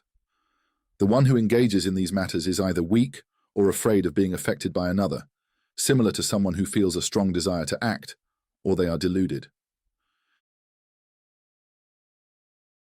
Chapter 36. Humility. As for humility, it is said that there is a God who governs the world, and that the spiritual beings are overseers of all actions. It involves the use of glorifying God, prayers, praises, and sanctifications. If a person does these and forsakes many of the desirable good deeds in this life, and persists in that, they will be compensated and rewarded with great blessings that they will attain after their death. However, if they do not adhere to any of this and seek the good things in their life, they will be punished for it after their death with great evils that they will face in the hereafter. These are all doors of tricks and stratagems against a people and for a people, as they are tricks and stratagems for those who are unable to contend for these good things through reconciliation and struggle, and stratagems used against those who lack the ability to struggle and stand firm with their bodies, righteousness, and the malice of their vision, and to assist them by frightening and suppressing them, so that they abandon all or some of these good things to allow others, who are incapable of struggling to take them, and prevail over them. Whoever clings to this is thought to be unconcerned about it, and good is assumed of him, so he is relied upon and not warned against, nor is he suspected or distrusted. Rather, his intentions remain hidden, and his character is described as divine. His appearance and demeanor resemble that of someone who does not seek these blessings for himself, which becomes a reason for him to be honored and esteemed, and to be a means for other blessings. Souls are drawn to him, loving him, so they do not reject indulging in their desires in everything. Rather, what he does is seen as good by all, and through this, he gains dominance over honors, leadership, wealth, pleasures, and the attainment of freedom. These things were indeed made for this purpose. Just as hunting wild beasts can involve both struggle and effort, as well as cunning and deceit, so too can the mastery over these goods be achieved through struggle or through cunning. One may pursue them by leading a person to believe, on the surface, that their aim is something other than what is truly their aim, without caution or resistance, thus attaining it easily. Whoever clings to these things and persists in them, when he does so to achieve the purpose for which they were established, which is to appear in accordance with them in order to attain one of those blessings or all of them, is regarded by people as fortunate, increasing in certainty, wisdom, knowledge, and understanding, esteemed and praised among them. But if he does it for its own sake, not to gain these blessings, he is seen as deceived, deluded, miserable, foolish, lacking in reason, ignorant of his own fortune, dishonored, without value, and blameworthy. However, many people show him praise as a mockery, while some strengthen themselves by not competing for any of the blessings, leaving them to be preserved for themselves and others. Others praise his method and doctrine out of fear that they might lose what they have in his way, and yet others praise and envy him because they too are deluded like his delusion. These and similar opinions are the views of the ignorant that have taken root in the minds of many people regarding the things that are observed in existence. When good things come to them that they have overcome, they should be preserved, sustained, extended, and increased. For if this is not done, they will be depleted. Some of them saw that they should always, as a whole, seek to overpower others continuously, and whenever they defeated one group, they would move on to another. Others believed that they should extend this from themselves and from others, preserving and managing it, either from themselves through voluntary means, such as buying, selling, and exchanging, or from others through domination. Yet others saw the enhancement of it in others through both means. Others saw it as dividing themselves into two groups. One group wants that and extends it from themselves through transactions, and the other group struggles against them, resulting in two factions, each distinct in something, one through struggle and the other through voluntary transactions. Some of them saw that the transactional group consists of their females, while the struggling group consists of their males. If some of them are unable to struggle, they engage in transactions, and if neither is suitable, they become a surplus. Others saw that the transactional group should be other people, different from those they dominate and enslave, so they would be the ones responsible for their necessities and for preserving the resources they dominate and enhancing them. Others said that the competition among existents is only between different types, whereas those under one type are linked by that type, which is why they should come to an agreement. Humanity for people is the bond. Thus, they should agree on humanity, and then compete with others in what they can benefit from all the rest, leaving aside what is of no benefit. What is of no benefit and harmful dominates its existence, while what is not harmful is left alone. They said that if this is the case, then the goods that some can acquire from others should be through voluntary transactions, while those that can be acquired and benefited from other types should be through competition, since the others have no voice to engage in voluntary transactions. They said this is natural for humans. As for the competing human, he is not naturally competitive. Therefore, if there must be a nation or group outside the natural state of humanity, seeking to compete with other groups for the goods they possess, the natural nation and group are compelled to have some among them who specialize in defending against such individuals if they come seeking to compete with them, and in competing with them for the rights of these if those have dominated them. Thus, each group has two powers, a power to compete and defend, and a power to engage in transactions. The power to defend does not act out of its own will, but is compelled to do so by external forces. These are contrary to those, for the latter believe that peace does not come from external forces, while these believe that competition does not come from external forces, leading to the emergence of this opinion regarding peaceful cities. Chapter 37. About ignorant cities. The ignorant cities include the necessary ones, the transformative ones, the fallen ones, the honorable ones, and the collective ones, and those others, aside from the collective ones, have a single aim among their people. As for the collective ones, they possess many ambitions, as they encompass the ambitions of all cities. The dominance and defense that peaceful cities are compelled to engage in can either be within their collective or in a specific group, so that the people of the city are divided into two groups. One group has the strength for dominance and defense, and the other does not. Through these things, they maintain the goods that belong to them. This latter group, from the ignorant, has sound souls, while the former has corrupt souls, because they see dominance as good, and that manifests in two ways: struggle and deceit. Those who are capable of struggle do so, and if they are not capable, they resort to trickery, deception, pretense, camouflage, and misrepresentation. Others believe that there is happiness and perfection that a person reaches after death and in the afterlife. For there are indeed virtues and virtuous actions that one performs to attain happiness after death. They observed that what they see in natural existences cannot be denied or rejected, and they thought that if they accepted that all of it is natural as it is observed, it would necessitate what the ignorant believe. Therefore, they saw fit to say that the observed natural existences have another existence different from the existence observed today, and that this existence they have today is not natural to them, but rather opposed to that existence which is their natural existence. They believe that one should intend with will and work to abolish this existence in order to achieve that existence which is natural perfection.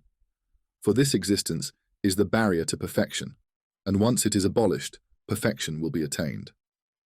Others believe that the existence of beings is currently achieved for them, but it has been accompanied and mixed with other things that have corrupted it and hindered it from its actions, making many of them appear different from their true nature, to the point that it is assumed, for example, that what is not human is human, and that what is human is not human, and that what is the action of a human is not an action of his, and that what is not an action of his is an action of his, until a person in this time does not comprehend what he should comprehend, and comprehends what he should not comprehend, and sees in many things that they are true when they are not, and sees in many things that they are impossible when they are not.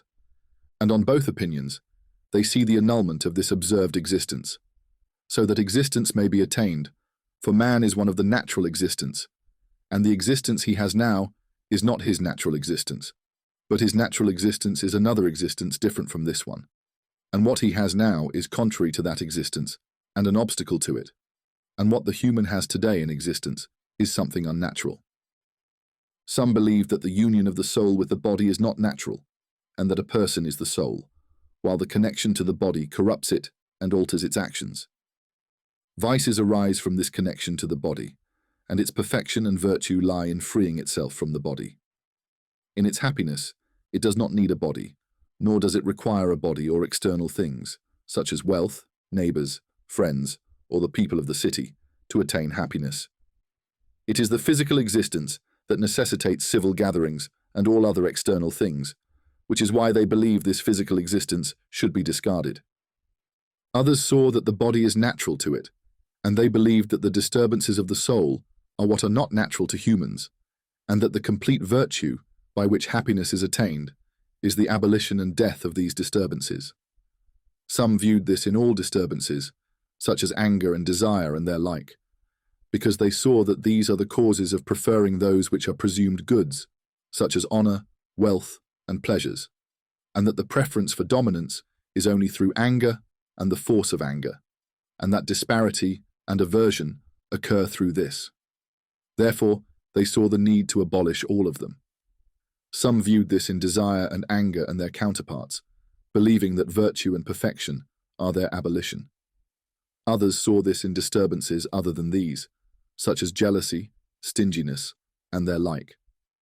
Hence, some believed that what benefits natural existence is different from what benefits the existence they currently have, and then the cause from which desire, anger, and other disturbances of the soul arose is opposed to that which benefited the rational part. So some made the causes of that the opposition of the agents, like Anaxagoras, while others made the cause of that the opposition of the materials, like Parmenides in his apparent views, and others among the naturalists. Apart from these opinions, there is a divergence in what is said about many of the ancients. Die by will, you will live by nature. They believe that there are two types of death, natural death and voluntary death. By voluntary death, they mean the abolition of the soul's afflictions from desire and anger, and by natural death, they mean the separation of the soul from the body. They refer to natural life as perfection and happiness, and this is according to the view of those who believe that the afflictions of the soul from desire and anger are coercive in humans. And those opinions of the ancients that we mentioned are corrupt, from which branched out opinions that gave rise to sects in many of the misguided cities. And others, when they observed the conditions of the natural beings that we initially specified, noting that there exist different opposing entities, that they sometimes exist and sometimes do not, and all that we have mentioned, saw that the beings, which are now perceptible or conceivable, do not have limited essences, nor does anything among them have a nature that is specific to it, so that its essence is that nature alone and nothing else. Rather, each one of them has an essence of infinite things, like a human being, for example, as the concept of this term is something whose essence is unlimited, but its essence and what is understood from it are things without end. However, what we currently perceive of its essence is this tangible thing, and what we conceive from it is what we claim to conceive from it today, and it may be that this is something else, other than this conceived and this perceived, and likewise in everything that is not currently existent, for its essence is not just this conceived from its term, but it is this and something else that we have not perceived or conceived, which if that were placed in the place of this which is now existent, we would have perceived or conceived it. But what has become existent is this. If someone does not say that the nature is the nature of the concept of every term, that it is not this conceived now, but rather other infinite things, but says it is this, and it may be other than this, which we have not conceived. There is no difference in that, for what is possible and can be, if something is placed as existent, does not necessitate impossibility, and likewise in everything we have, that it is not permissible for anything else, or that anything else is not possible. It may be that there is something else, and that it is not necessary that the result of multiplying 3 by 3 times is the existence of 9, but its essence is not that, but it can be something else resulting from that in terms of number, or what has coincided from other existence besides number, anything that coincided, or something else that we have not perceived or conceived. But it may be that there are perceptions and conceptions without end, which have not yet been perceived or conceived, or have not existed to be perceived or conceived. Likewise, everything that is necessary from something is not necessarily because its essence necessitated that, but because it coincided in this way, and because an agent from outside that thing caused the other to exist at the time of that being or in a state of its conditions. Thus, the existence of every existent now as it is exists, either by coincidence or because an agent from outside brought them into being. And it could have been that instead of what is understood from the term human, something else could exist that is not what we conceive today, and that agent wished to create from among those which it could have made this conceived. Thus we perceive and understand nothing from it other than this one aspect. This is akin to the view of those who see that everything we conceive today from something, it may be that its opposite and contradiction is the truth, unless it coincides for us to imagine that the truth is this now that we see, that the concept of the term human may be something else other than what is conceived from it today, and infinite things.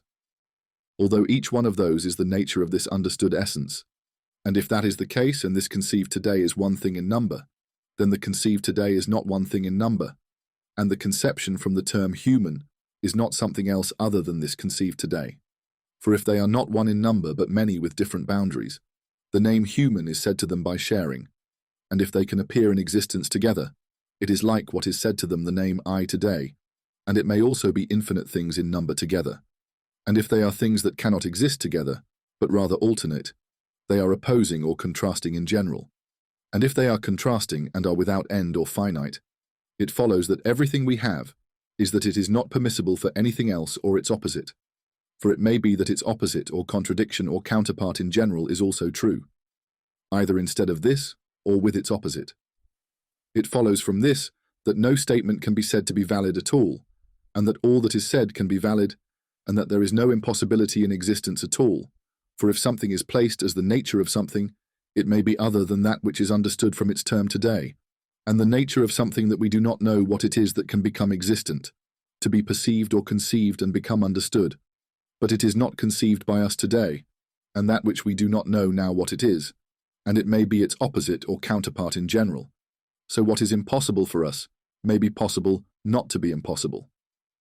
With this opinion and similar ones, wisdom is invalidated, and what is imprinted in souls becomes things that are impossible to be considered as truth, as it makes all things possible to exist in their essences, with opposing existences, and existences without end in their essences and attributes, and does not make anything impossible in principle.